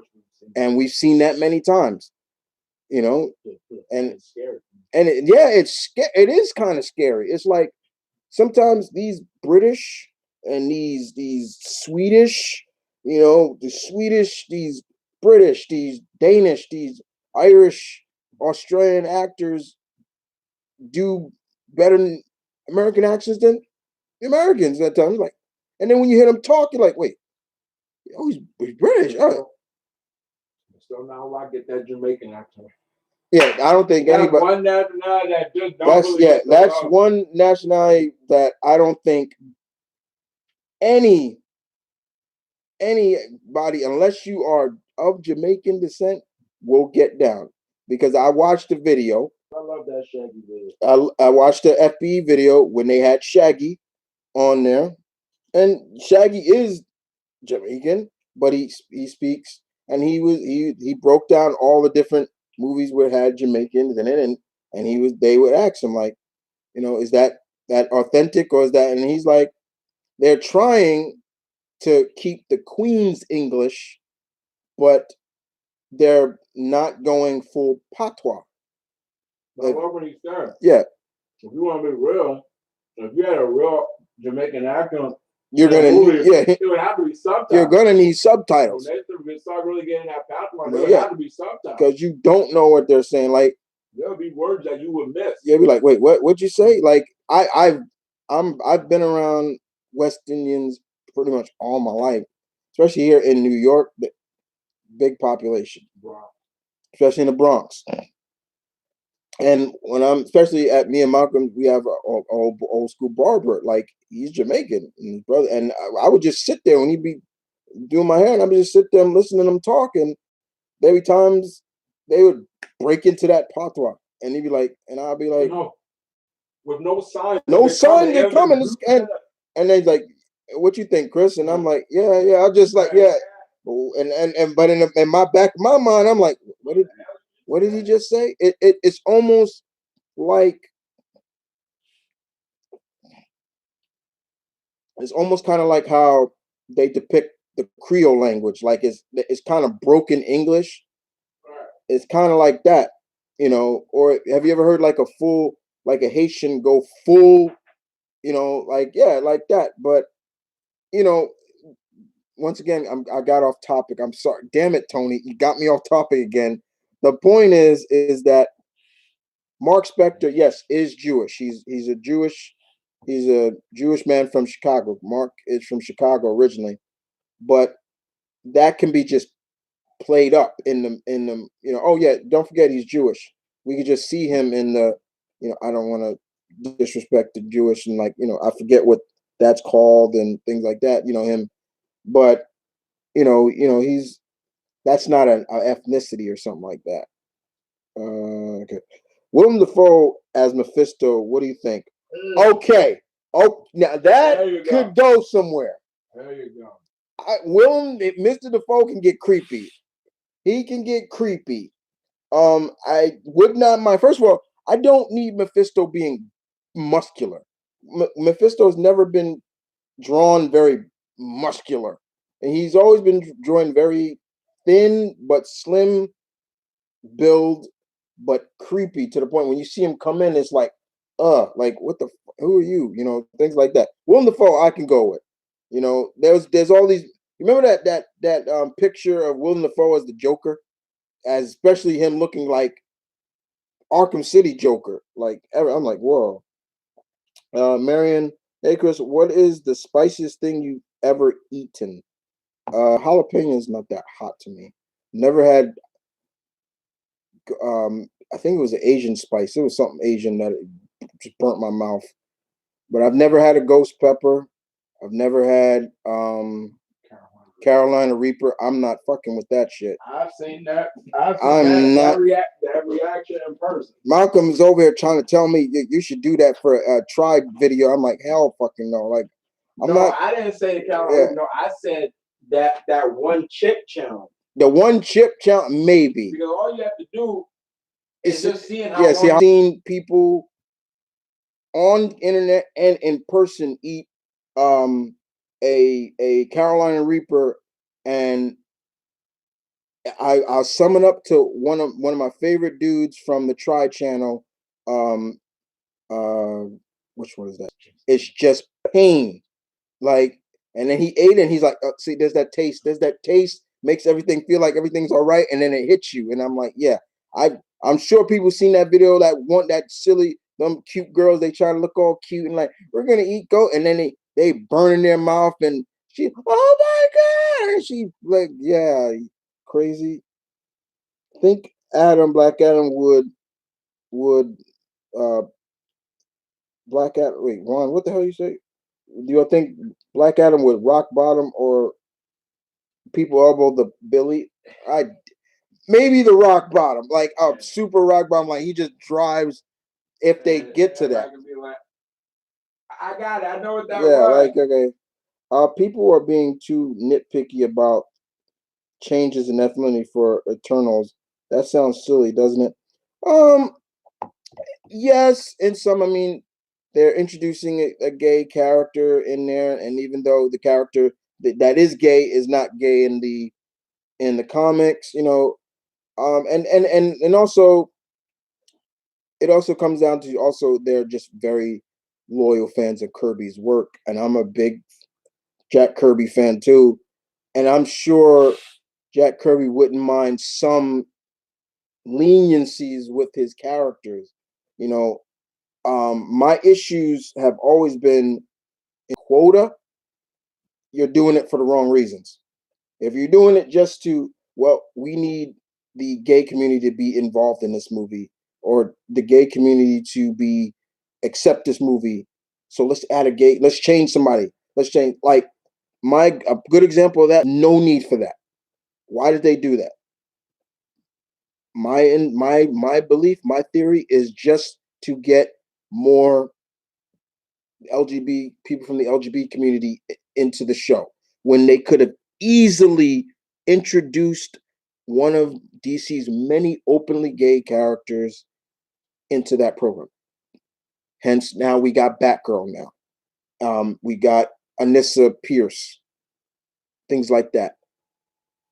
But when you changing it just for the sake of quote unquote somewhat diversity, then you're going about the wrong way. You feel like you're just doing a bit of quota. There you go. You just and what was it?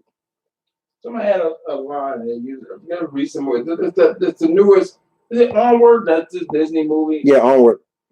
And a person used, I think Paranorman or so. I think it was Paranorman. There's a character that is gay, but you don't find out until like the Paranorman character. We got to enjoy their character. It wasn't like, oh, enjoy their character because they're this. Right, right. Not every black character. Oh yeah, I'm a big fan of them. It's like, okay, they're black, but what are they as a character? Right, right. That's the point. What are they as a character? RDJ is the only actor, American actor, who can do a decent. Robert Downey's not the only one that can do it. Now you go and name some people.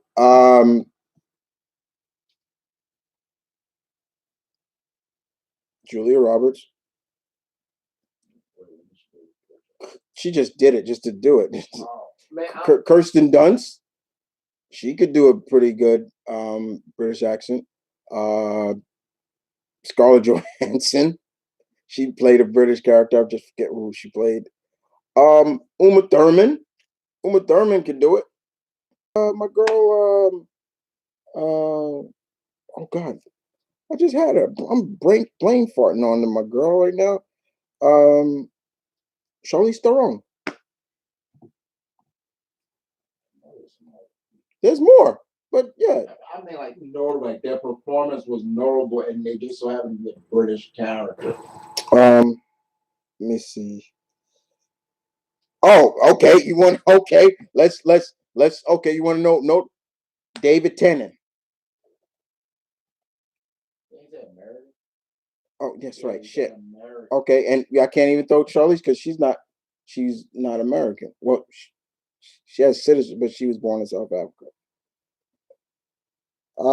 Funniest moment from Sanford and Son for me would have to be when he and Bubba started having a big one because they thought Lamont was choking someone. Okay. Sanford. Huh? No, because the way it's like, okay, there's no question. That's more of a statement. Like, okay, what is your favorite Static Shock episode? Mine is the one where he goes into the past. Oh, that was a good episode when he got to meet his mother and he tried to stop her from doing her job. Jimmy. That's one of my favorite episodes, Jimmy. With it's all about bullying and the effects of bullying and the effects of taking bullying too far and what the ramifications could be for not just the person being bullied, but the people who are around the bullier, who was trying to help. We saw Jimmy go to the point where he to get even with the bully, he stole his dad's gun and he was gonna shoot this guy. He's gonna shoot him. He's like, yeah. He's like, what's that? It's a gun. And he's like, yeah, a real one. And then his boys ended up tackling him. The gun goes off, shoots Richie in the leg and things like that.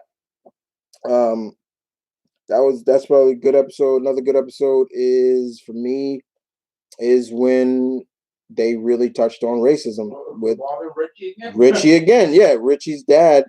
And see, for all those who don't know, comic wise, they changed Richie's ethnicity in the show. There's a case of an opposite. At that time, right. You were not seeing any, or openly gay characters. And if you did, or they were very effeminate, they would normally treat as like a laughing stock. Right. So in the comic, because a lot of people, when I remember when I was interviewing a lot of cosplayers at the conventions I go to who would dress up as Static, and I'd ask them like, how long have you been in the Static? And a lot of them said, I got into Static through the cartoon. And that's not a bad thing because it helped. And I had one girl said, I got in through the cartoon, but then I went back and started reading the old Milestone, just see the differences of what they did. And yeah, like the fact is Virgil did end up getting with not Frida, the what was her name? The red hair. Yeah, he ended up getting with her. Like, yeah. But that Jimmy was definitely a good episode when he got to see when he didn't touch fully on his father. That's where I'm about to go. But yeah, when they when and then that episode where Virgil had to deal with Richie's dad, and he knew something was up in that episode. Like, I did not expect him to go there with that in some way, but you knew Rich. Yeah, like probably said your place. Yeah, your place one time. like it was always that, because Richie was always over their houses, and even his sister, bro, like, you're always over here, like, and then so then Virgil, like, I hate when my sister's right, like, you are always over there, and he's just like, yeah, it's cooler over here, and then we finally got to see, and then he's like, oh, your father's home, and it's like, once that, I'm like, something's up. I was like, what? He gonna be a drunk? He gonna be a? That's what I thought he was gonna be a abusive drunk, and that was it. I was like, he gonna probably be abusive drunk, like an abusive drunk. And I was like, oh, we ain't gonna see some domestic violence. And next, it seems like everything's cool. And then when he says, hey, Mr. Foley, nice. It's like, yeah, Richie never mentioned. And then all of a sudden, when Virgil's going to go brush his teeth, he overhears them, and he's like, "Yeah, it's no much. I have to deal with them, his kind at work, but now one of them's in my home." I'm like, "Damn!" I'm like, not only that. I'm like, "Shit!" This is also a case of where, right there, case of why music is so powerful. Yeah, like that right there. Just just seeing, and and Richie's mother just saying, "You keep your voice down." Like, then I'm thinking, "Oh, she's one too." Like, I was like, "This chick's one," but no, And then Richie, come on, Virgil, don't leave. And he's like, I'm just gonna go home. And it's like, you instantly got that, and I was like, damn, like, that felt so bad. And then when his mom called because Richie ran away, and what's going on? Yeah, what's going on? And he's like, well, Dad, my best friend left me, and he's like, you and your stupid racism, and I hate you. I'm like, why? Yeah, hey, yeah, it's like, yeah. And then his mom calling Virgil, and she said, Virgil, about last night, and he's like, yeah, I know. And basically, stuff. I've never had that happen to me, and I've had many friends of different races and colors, and their parents have always been very openly with me, and so I've never felt that. But the fact that they played that on a Saturday morning cartoon, and you gotta realize that the timing. That was the timing. The timing, you wasn't going to catch that many things Yeah, like that. If it was maybe Adult Swim. Yeah, this was not Adult Swim. This was a Saturday morning cartoon on the WB before they became the CW. And they were pulling off themes like that on that show. Shouts out to Wayne McDuffie and all that, because that was just like, whoa. And that was just a banging episode. And in short, they incorporate a little bit of the superhero-ness to the show in that episode, but it focused mainly on, we finally got to see Richie, and we got to see his dad, and his dad is, and even when his dad met Virgil's dad, he was like, Richie never. Some good pieces when Richie's dad and Virgil's dad. Yeah. Meet. And he's like, he's like, I didn't. Richie never told me your dad, he was African American. He's like, would it have mattered? Like, it's like, that would have mattered. And he's like, Richie goes on about how you're so cool and everything like that. And it's like, and basically, Mr. Hawkins is like, look, I've dealt with people like you all my life, like bigots who are looking at this more than this, like, and just the character. So that's probably one of my favorite episodes. Like, that music, Jesus Christ, that music. Thanks a lot, Tony. Once again, make me go into well, I'm cool. Mike Knight Hero. Hey, what's up, Chris? What's up, dude? The next Scream movie is happening, but it'll be a reboot. I'm both excited and disappointed. What about you? I think now, because of like the likes of Friday, not Friday, Halloween, people are semi reboot. Halloween 2018 wasn't necessarily a reboot, but a continuation of the story from basically saying like 1 and 2 or one happened, the other Halloween movies didn't happen, you know. And because of that, well, look what's happening. That we're getting 2 more movies. Hopefully, Mike dies, like or like just kill him off now. Enough. I don't know how he survived that explode. Like okay, okay. Did you see Tommy Wentz as the Joker? It's kind of weird at work. Are you talking about the Joker from Gotham? I I I I gave up on Gotham a long time ago. Uh, what are you looking forward to? What are you looking forward to see in the Falcon uh Winter Soldier series? Um, that's a good question because that's one of the series that I'm looking forward to the most out of the original that they announced. Mm, what changes Sam's mind into taking the shield back? Because they say that Sam's not gonna go fully Captain America yet. Like there's gonna be something that's gonna push him to take it back. Like, and I'm thinking he's gonna find out that they're gonna do the kind of the Tuskegee Airmen, with Isaiah Bradley. Like we're gonna see Isaiah Bradley before Steve got they tested on a lot of African Americans to see, if you ever read the comic Truth, Red, White, and Blue, that's the story of Isaiah first, actually. That's one.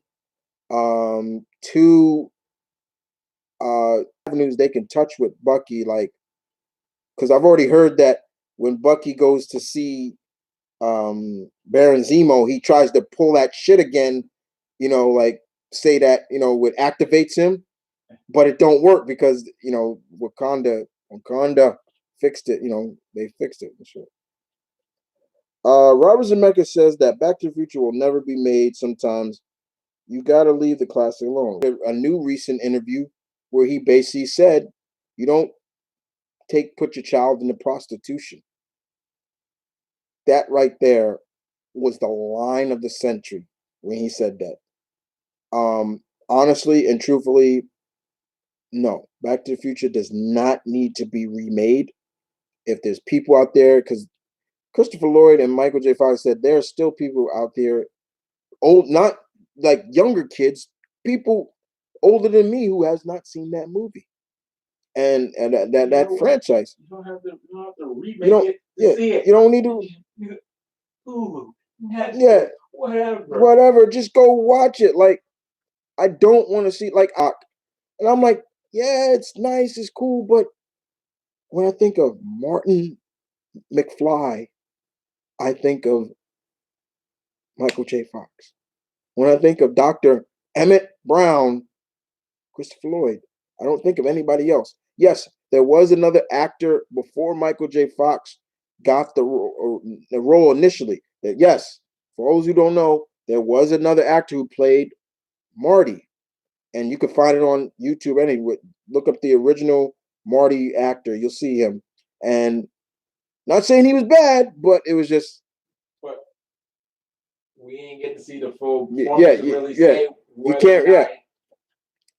Fox, and I'm just like, why did that have to happen to him? Like, it's just like it shouldn't have had to happen. Like I saw him in person, and trust me when I tell you guys, it's sad to see him sometimes like walk and in like he can't stay still. Like it just breaking down in tears because I'm like, well, that Parkinson's, that should never happen to him, and there's no cure for it. Like, it's no cure, none. Two men knock on your door. You let them in. One says his name is Jack Napier. The other one says Arthur Flink. What do you do? Get out. Get out. Uh, after Far From Home, do you like Zendaya MJ more than Homecoming? Like I said before, she's not Mary Jane. She's not. She's just a character who has the name MJ because her name is Michelle Jones, but she's not Mary Jane. I'm fine. To me, they still have an opportunity to bring the real MJ in, and I don't mind Zendaya. I think she's fine. I'm considering buying Final Fantasy VII remake, but do you think I should play the original first, or should I keep the surprise? That's up to you. I mean, if you want to spend hours with the original and or try to find it because, well, no, it's on Sony. You could just buy it from there, but it's fun. But it's old school RPG where you have to read everything. And it's this old school it's old school RPG.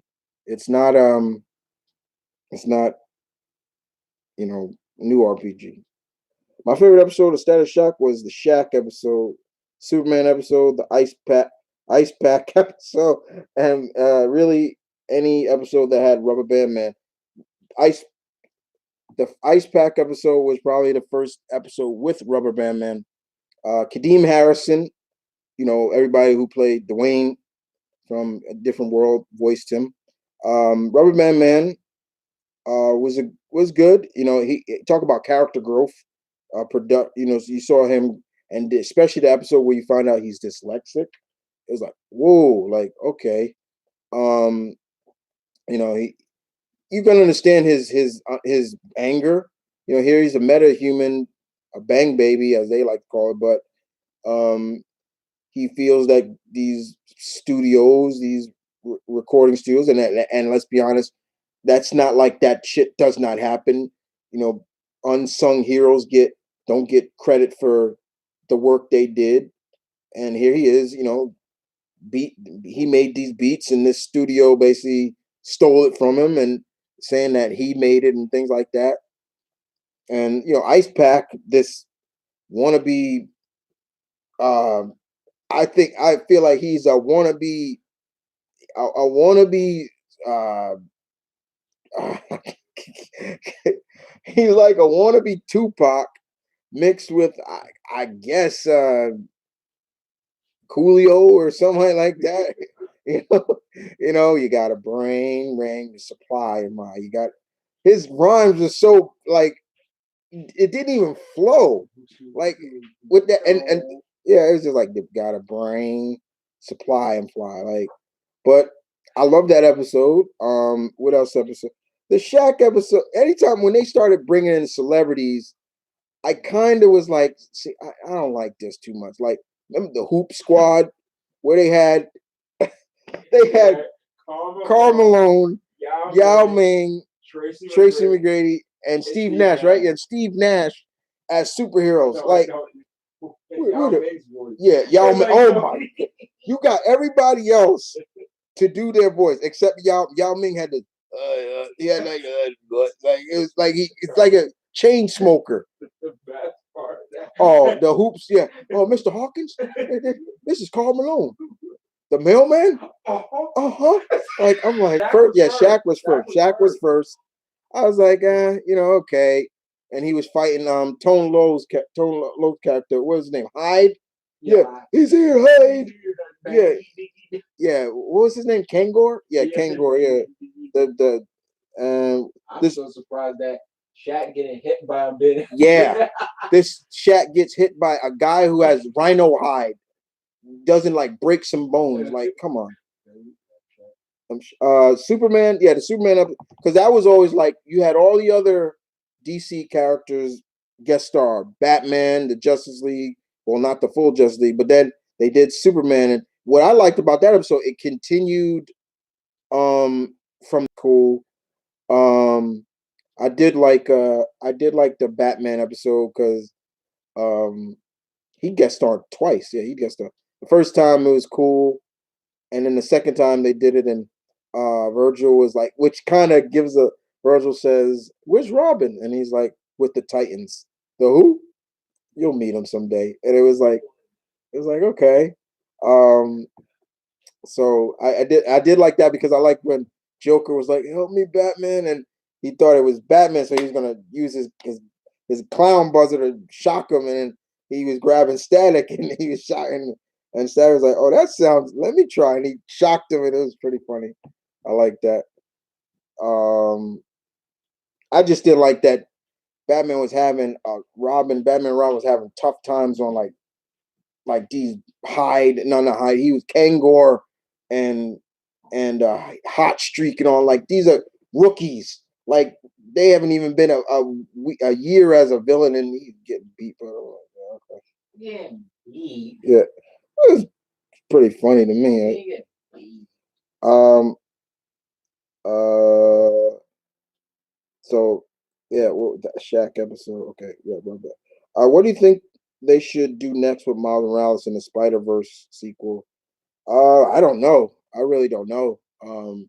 It's gonna be. They're probably gonna really do more with the real Spider Verse comic with the Morlon and all them, which they might go. Have you heard about the Samurai Jack PS4 game coming out soon? Yes, I have. No, Tommy Winston did a Joker audition for the Nerdist. Oh, okay. I haven't seen it then. Sorry. Thank you. I didn't see that. I gave up on Gotham right after before Jada left. I think for me it was when they did the Red Hood shit, and I was like, yeah, I'm done. Do you still think Ali would beat Tyson in both their primes? Yes, yes, I still do. Mike Tyson was an infighter. When he got in, that was it. Ali, keep him at a distance. He's got the reach. Keep him at a distance. And when applying that, Ali could easily sneak when Tyson's trying to come in, yeah, Ali would hit that right cross. Like Ali had a nice right cross. Like he had a sick right cross. Like you saw him. I was like, oh, but yeah, that and Tyson's never faced anybody like Ali. Like he would I still think he would win. Because like I said, watch all the Tyson's fight. Once he got in, that was it. Like I've seen him hit this guy and just in the ribs, he just fell out. Like that was it. He Tyson to me, I still respect Tyson's boxing career, even though he is going on record saying he doesn't like it, because he's not that man anymore. And I can understand where he's coming from. He's not that man. But this guy was making grown men cry. Like there was one guy that would not come out the corner. He was just crying. Like, and when That's fear. That's fear. Yeah, that's fear. And he was an infighter. Like if anybody's ever watched great anime Hachi no Ippo, Ippo does Tyson style. That peekaboo style, that was Tyson. Like and so Ippo is just like that, but he does the Dempsey roll, like boom boom.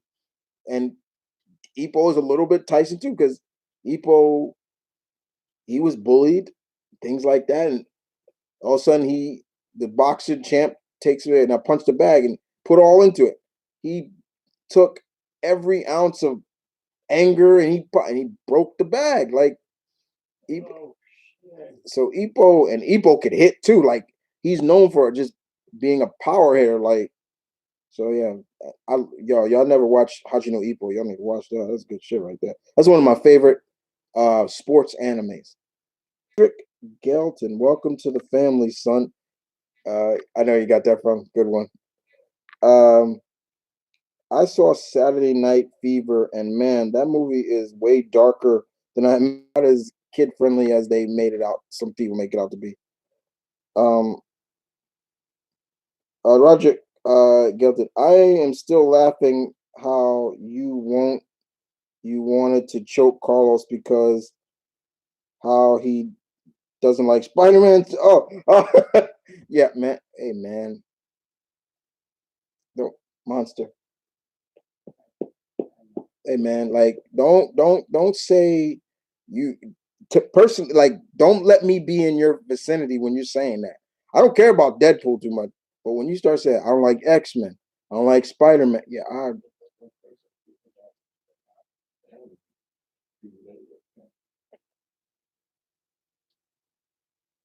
mean, one thing is that I hate, but like, I'm not too big of a fan of Spider-Man. There are people that are out there. I'm gonna not answer that one. Okay. Should they cast Gwen? Should they kill her again or turn her into Spider Gwen? Well, Spider Gwen is in Into the Spider Verse, so we already got her.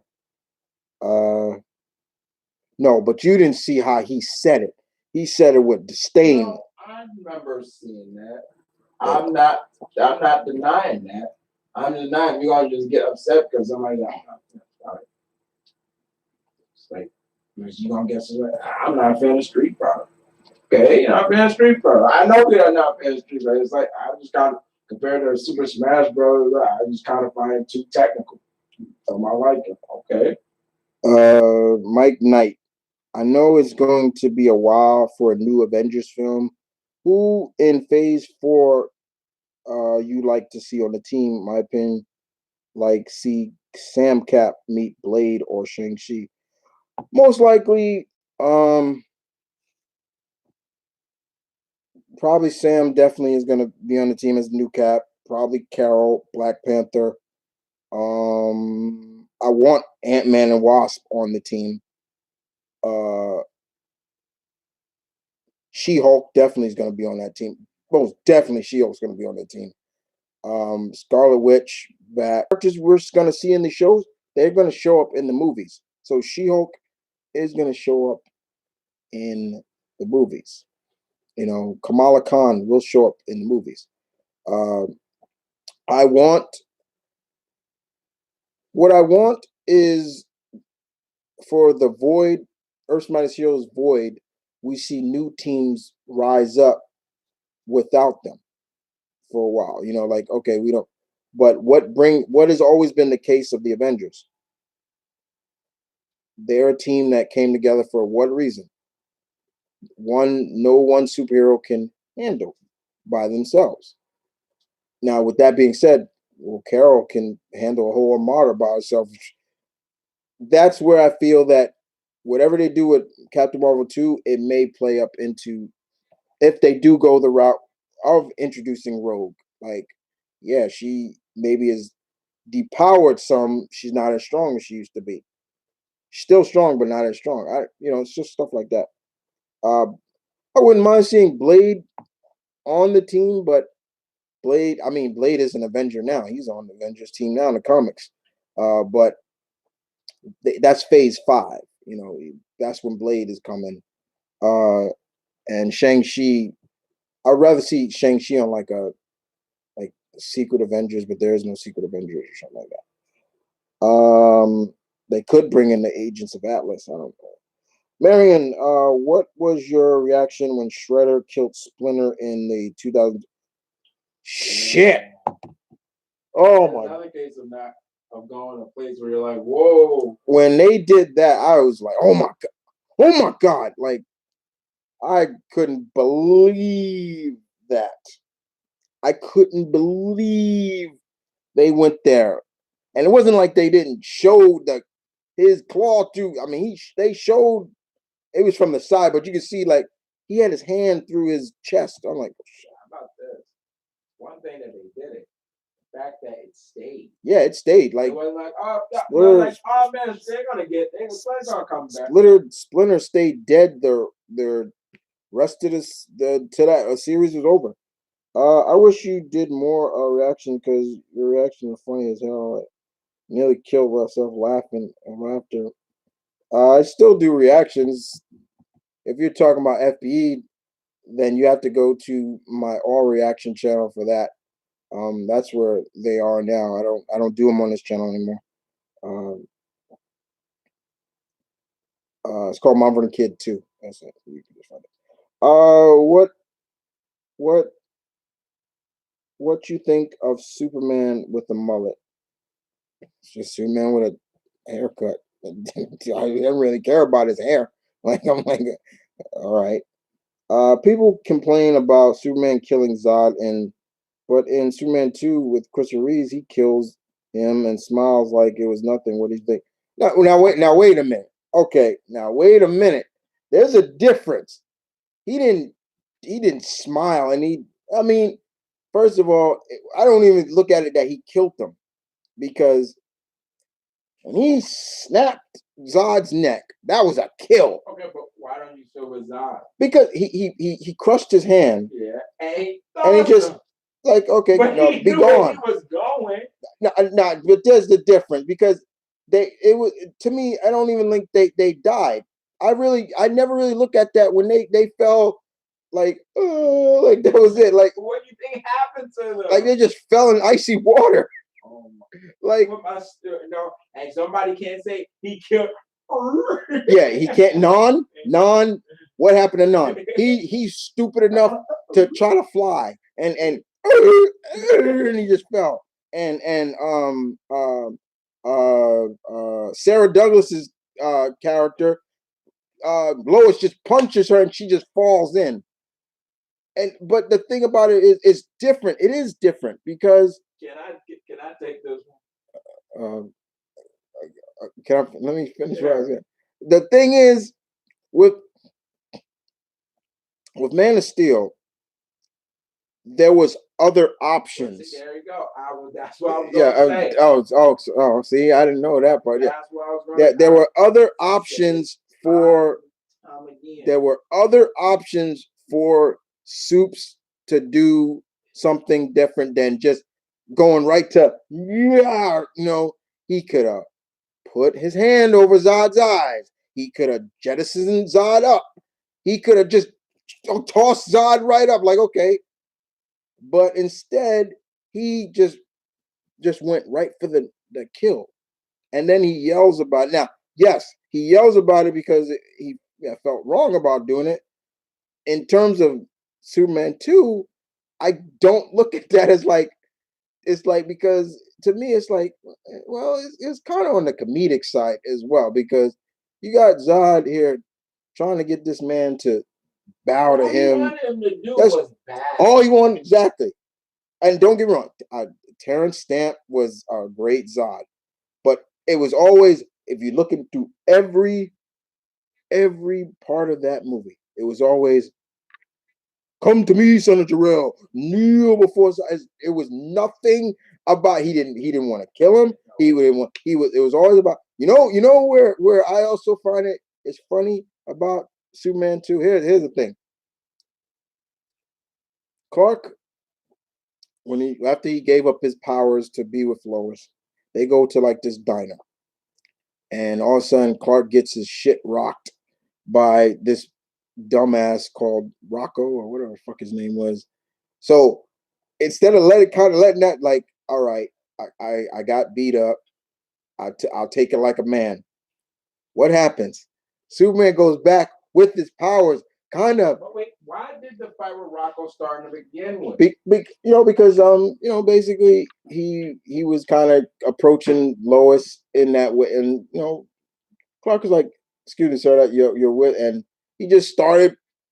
But the problem with it is just like, it made Clark look kind of like a bully. Like, okay, now you got your powers back, so now you can beat him up. See, I said that from the get-go. Yeah. I said, wait a minute.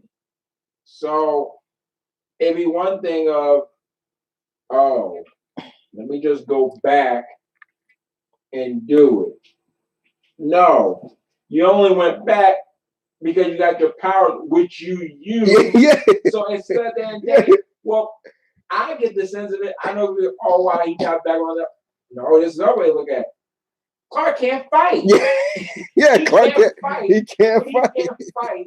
Right. So he's never been put to where he has to fight without his powers. And I'm like, well, wait a minute. You know how to wait a minute. So you know how to throw a punch when you got powers, right? But you know how to throw a punch when you don't have powers. Like, it just somehow nobody puts the two together. Wait a minute.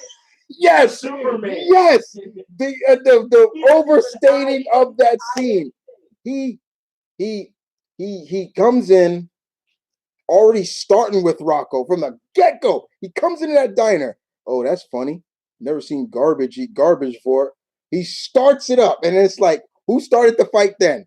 It's like, and then he's like, excuse me, and don't get no, I have no Christian Reeves, don't hit me or anything like that. But excuse me, sir, you're in my favorite seat, and here's Rocco again, like, hey, come and get it, 4 hours. And yeah, and then he's walking down, and he instigated it, but Rocco threw the first punch. Now he throws that punch right in the breadbasket. What happened, guys? All you heard was bones breaking. Crack, crack, crack, crack, crack. The moment, if I'm in there eating and I'm watching this, I'm gonna look at the like only I would say, okay, either he had some kind of metal underneath his skin, underneath his shirt, like a metal sheath or something like that. I'll let that one slide. I'm like, okay. Or hey, he's Superman. But then he the guy you just constantly hearing bones just breaking his hand. He's like, oh God, and then picks him up, one hand too, drops him, put him in his chair. No, before that, he sits back in a chair and then he spins it real fast. Now you telling me right there, people are not like, how you do that? Like, wait, he's Superman. And next you know, then he pushes, and then the whole line, and then he gives, I'm terribly sorry about the damages, sir. Oh, I've been working out. It's just a classic scene, but it's like, well, no, wait a minute, like, yeah, like I would have been like, hey, you're Superman, right? Like, wait, so that was you that got beat up? What happened? Like, I'm like, what happened before? Like, why?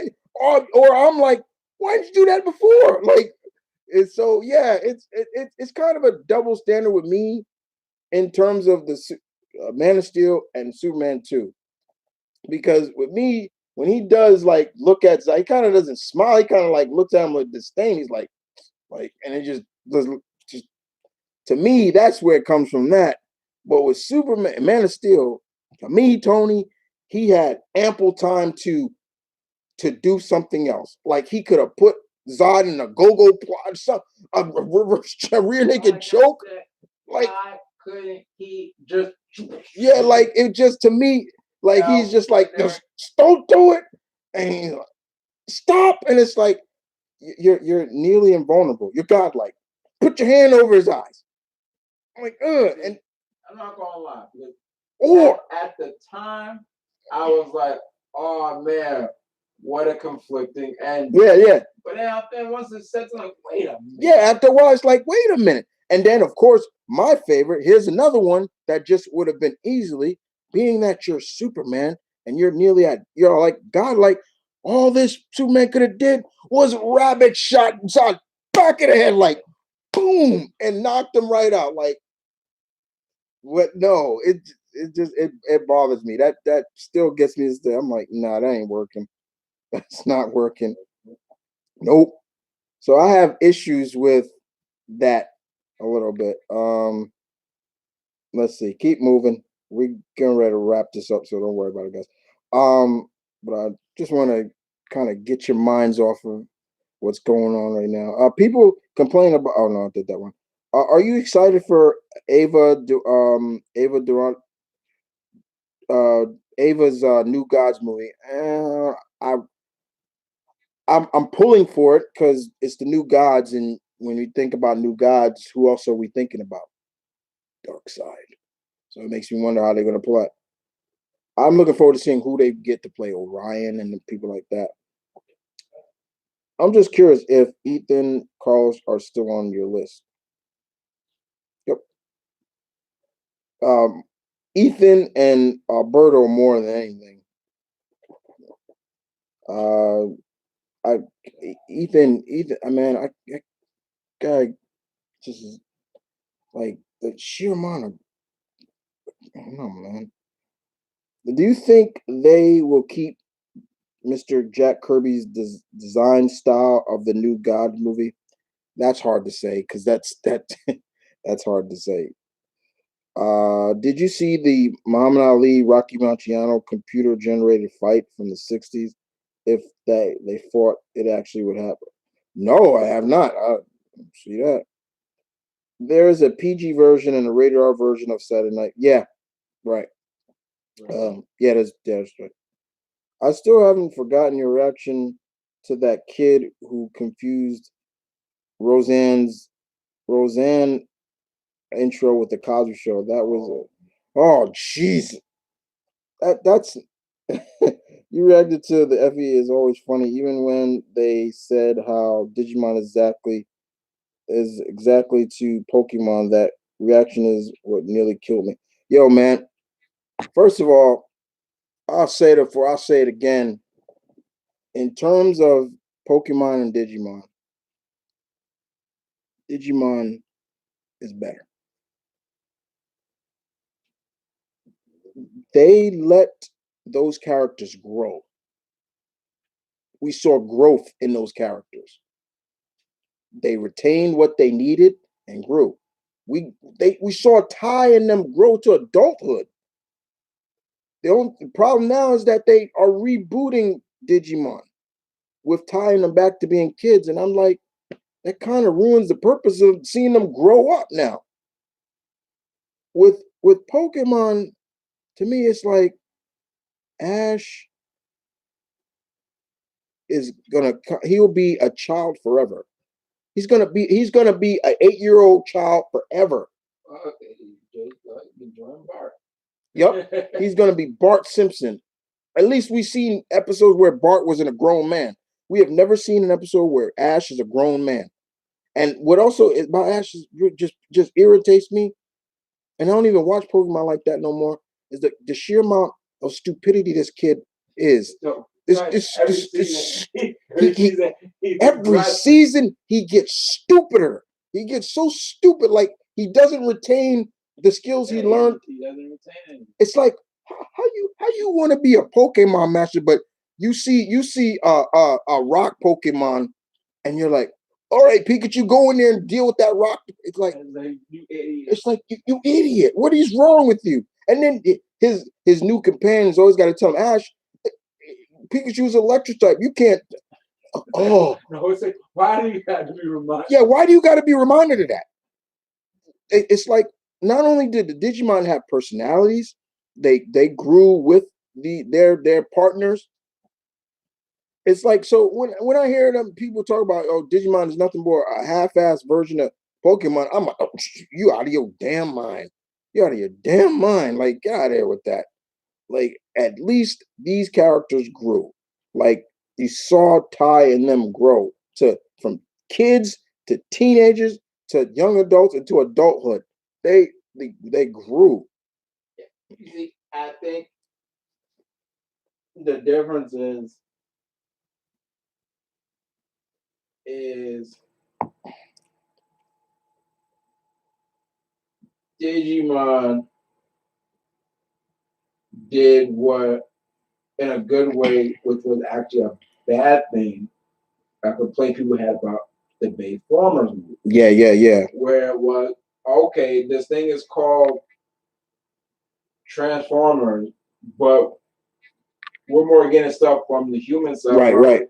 Digimon, it's like, all right. You got it from both Digimon, but you got an equal balance. You got with Pokemon, and it's not to say anything wrong because the appeal of Pokemon are the actual Pokemon. Yeah. That's the appeal. The appeal is your Pikachu. Is your Squirtle. People love Squirtle. Yeah. People love Charizard. It's the Pokemon. Right. Mewtwo, Snorlax. Actually, I remember Snorlax had his own jersey. Yeah. He was the only one that had his own jersey. The appeal is the Pokemon. Now, me personally, I feel after a while they just starting to recycle some of these Pokemon where I'm just like, wait a minute, this just looks like so and so mixed with so and so. Right. But then when I hear a new water Pokemon is a key. Yeah. Oh like, Jesus. All right, my phone is dying. Okay, I gotta exit. All right. Where are we? I got okay. I'm trying to see where we are, guys. All right. Who did I leave off on? It was a question. Charmander, Char. Uh, Charmander, Char. Okay. That shit's not funny. Okay. Never mind that shit. Here comes Mongol. Um. Uh. Actions are. I don't know. Oh, your actions are. Your action made me laugh my ass off, Chris, because how you said that Trigun is Soul Calibur. No, I didn't say that. Oh. That was that idiot on that said he said Trigun was Soul Calibur. So I'm like, what the fuck? Like how you get Trigun? How do you figure that? That's how I'm reacting to what he said. I didn't say it. You reacted to FE always make okay, Pokemon. Okay. Also, are we ever gonna see Hurricane Chris again? Hurricane comes out from time to time. He pokes his head out from time when I need him to, or I just tag me out. There you go. Tag me in. You can see Monster's here. He's right there. There you go. You can see Monster. He's constantly just looking at me. Yeah, I love you too, buddy. Moving on. Um, can't use my phone. My phone's dying, guys, so I gotta use. I gotta. I know you said you didn't like the Joker having an origin movie, but in the 1980, well, he had an origin. He was named has a name, but it's okay with. No, what I said was I don't need an origin movie. I didn't never said I didn't mind an origin. And besides that, there is no definitive origin of the Joker. The Joker, and that's the mystique of the Joker, is like you don't know where this guy came from. Like even in college, when he's telling you, Yeah, you're like, there's not even a defined word. He could be making this up. They're already right now, they're already stating that over the course now in DC, they're working on a new story where it's the Joker War or something like that, where we know that there have been basically they're saying that their Batman wasn't facing the same Joker all the time. He's fighting three different Jokers. I'm like, what the wait, what? Yeah, it's like there was three different Jokers. I'm like, see, you're kind of pushing it right there. To me, the mystique of Joker was you never knew who he was. Even his name, that Jack Napier, is like they made that up for the movie, but he never had a name. He never had a name.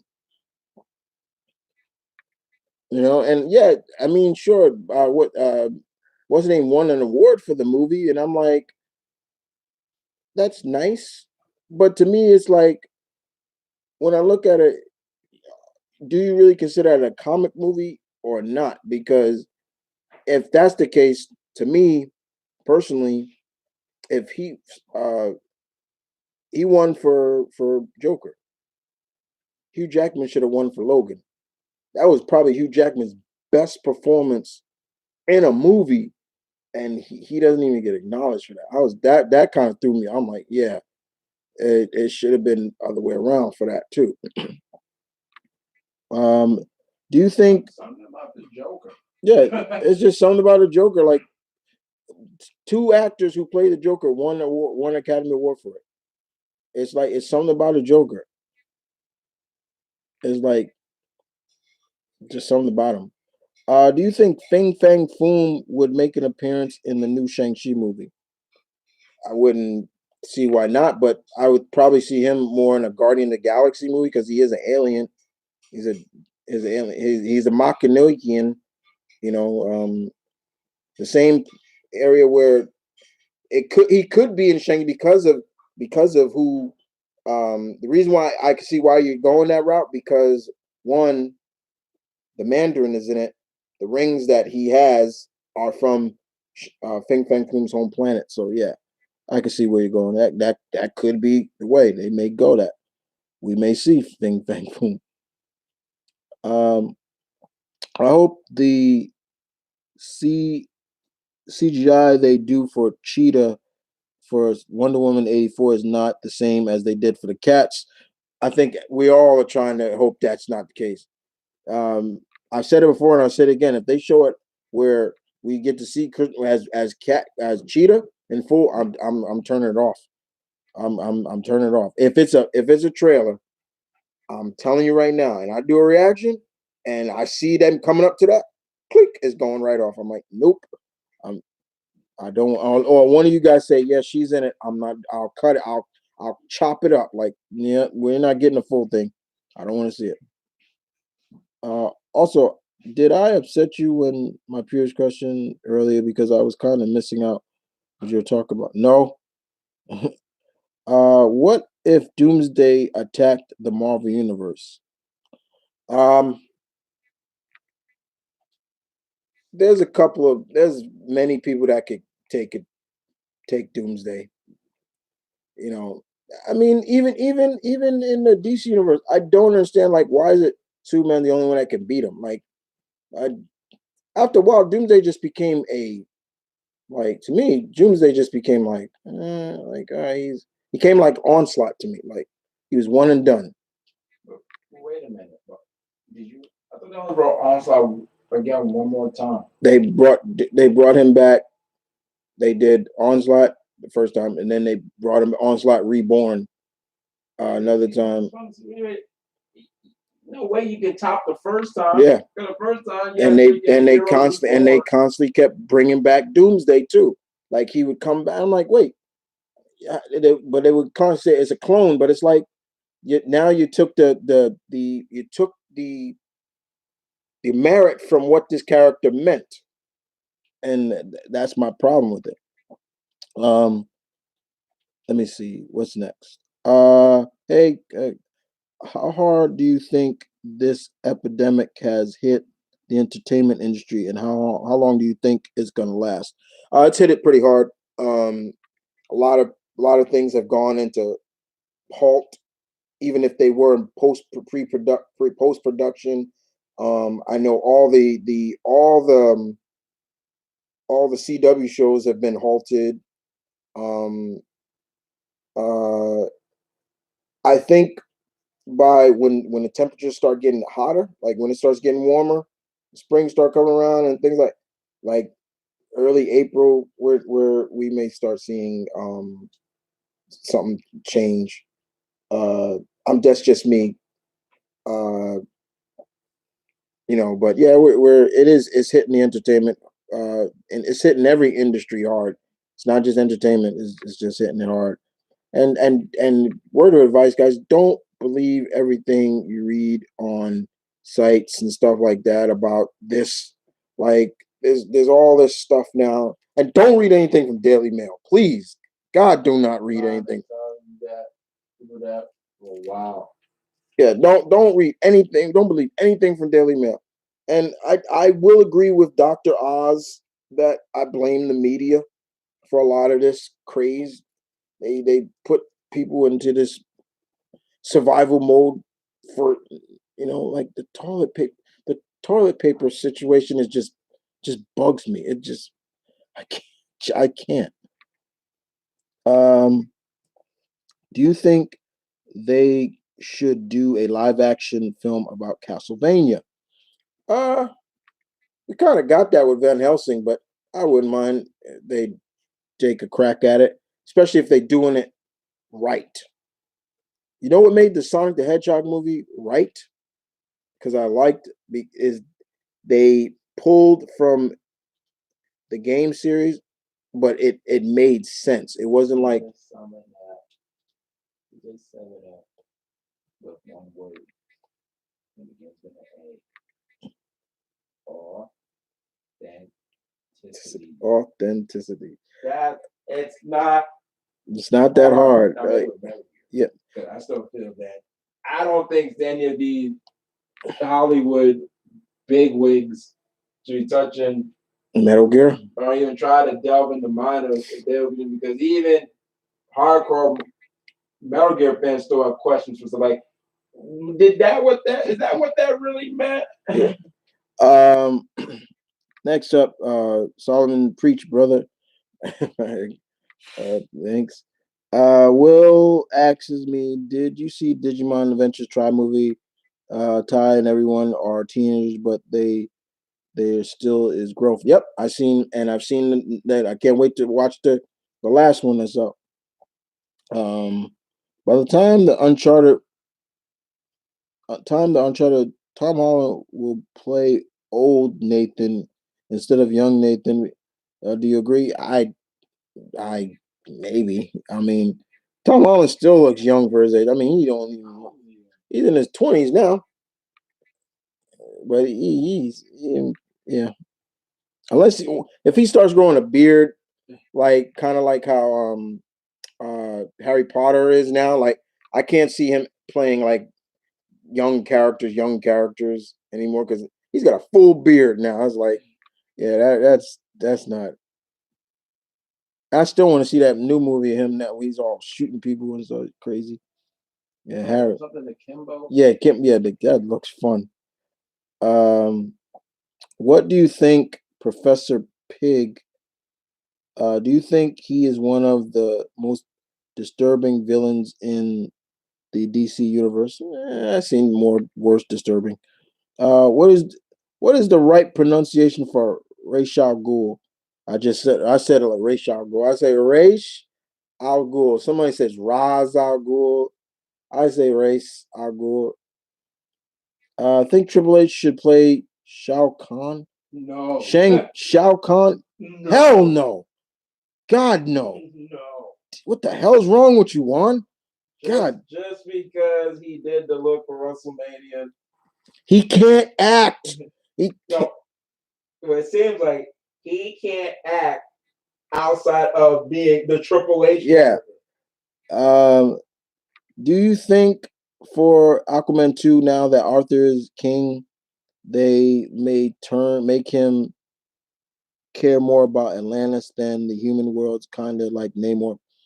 That's the difference between Aquaman and Namor.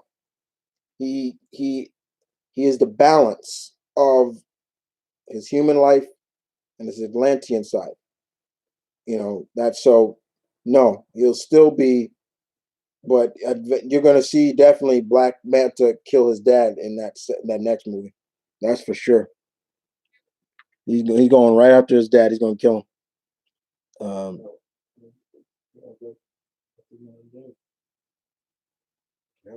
Yeah, kill him. You're going to kill him. Yeah. You've seen season 4 of Castlevania? If not, it's actually season 3. It's not 4, and I have not watched it yet. Do you think they should recast Mira after what's happening with Amy Heard and Johnny Depp? Yeah. The whole case between Johnny Depp and his ex-wife or wife Amy Heard is so clear. The double standard of anything. If it's a guy doing abusive things to a woman, that gets buzzed all over the place.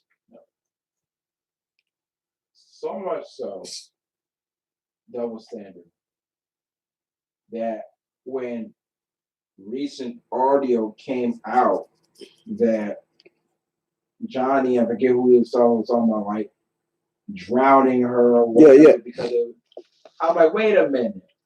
How did that make what we have here, New York Post? Yeah, New York Post and their lifestyle. Blah, blah, blah, in the main headline.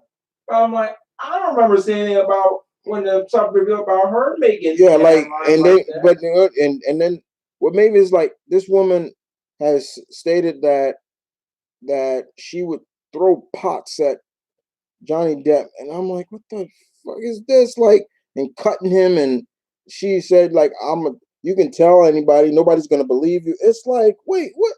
Look at this double shit standard. What the fuck? Like, and that's the society that we kind of live in. It's like, what the hell? Like, so a woman can't abuse a man or anything. Like, it's either woman can't abuse a man, woman can't rape a man, or anything like that. If that happens, it's like you're either gonna, especially if it's termed in terms of that, oh, you gay or something like that. It's like, wait, what? Like, wait, like if they did a case, there was a real case about that, and then Law and Order SVU turned it into an episode where this one, this I think he was a male stripper, got raped by these three women, and they were, and the prosecutor argued, you're like 6 foot, 200 plus pounds, you could have easily pushed these women off you.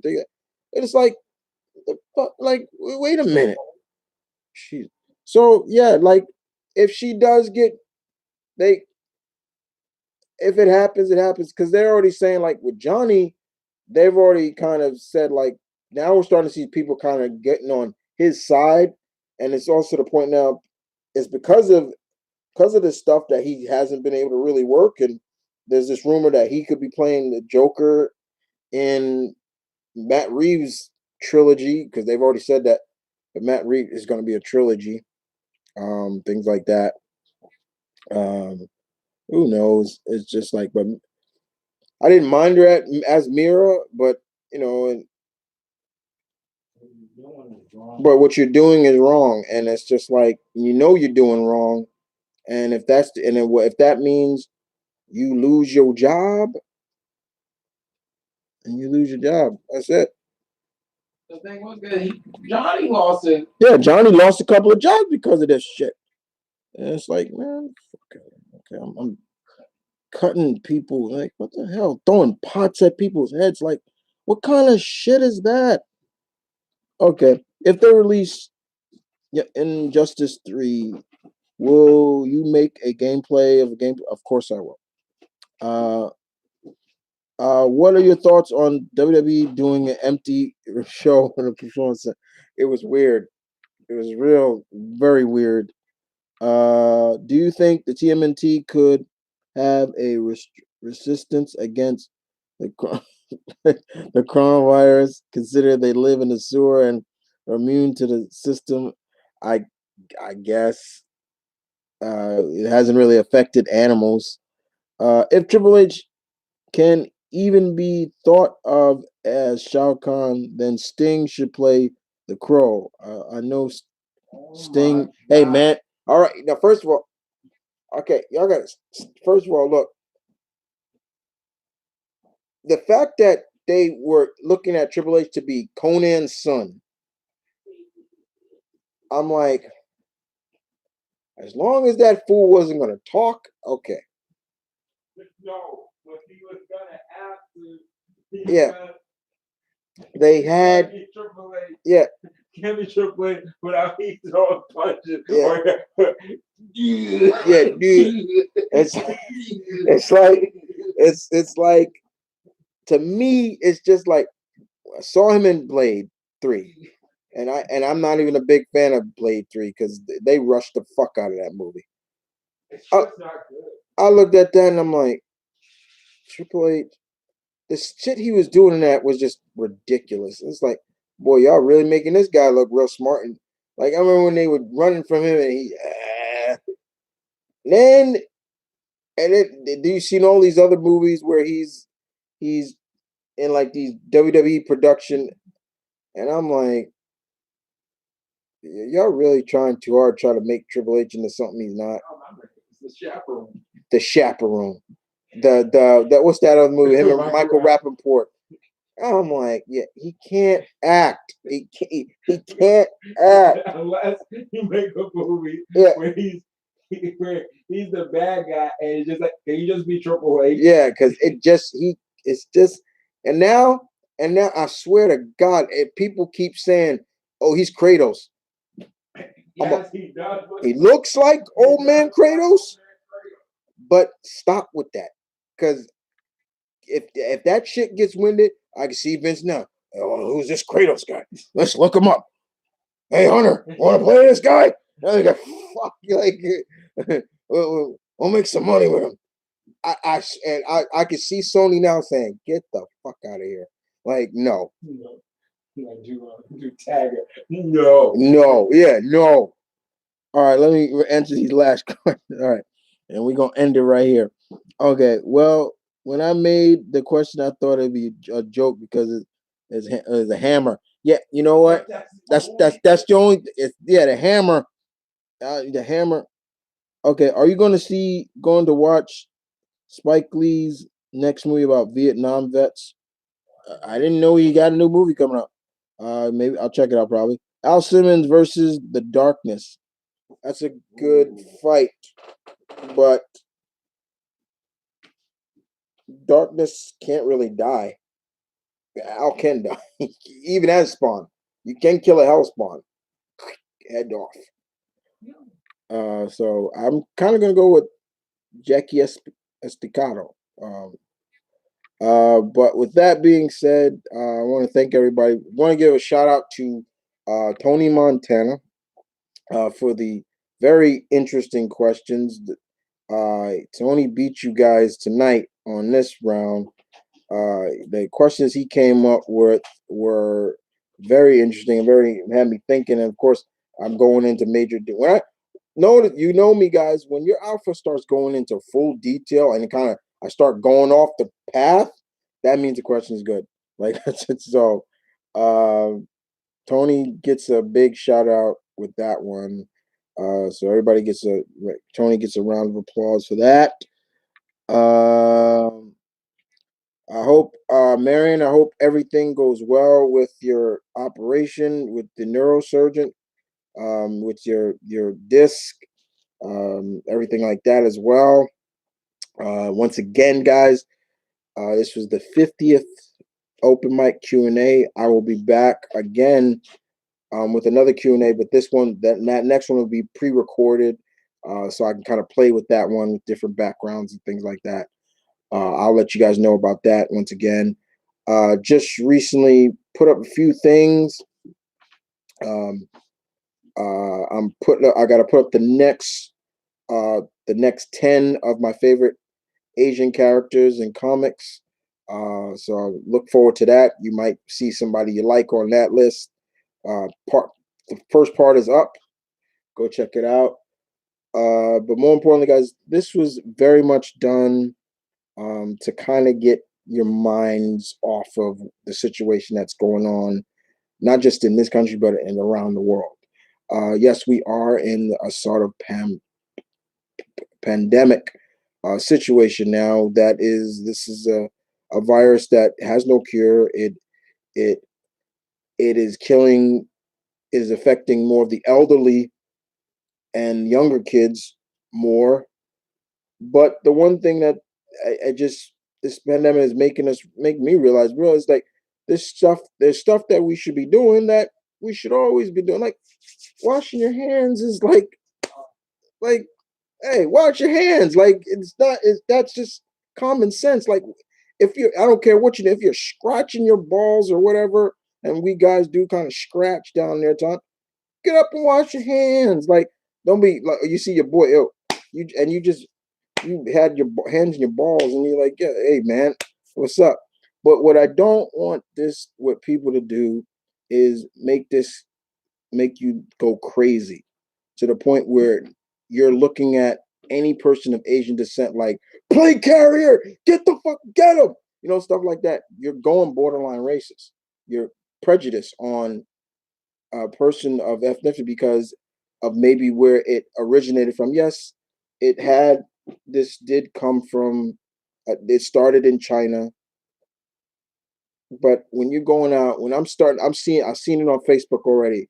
People blatantly saying, fuck China, damn Asians, all this. I'm like, what the fuck you doing? Like, stop.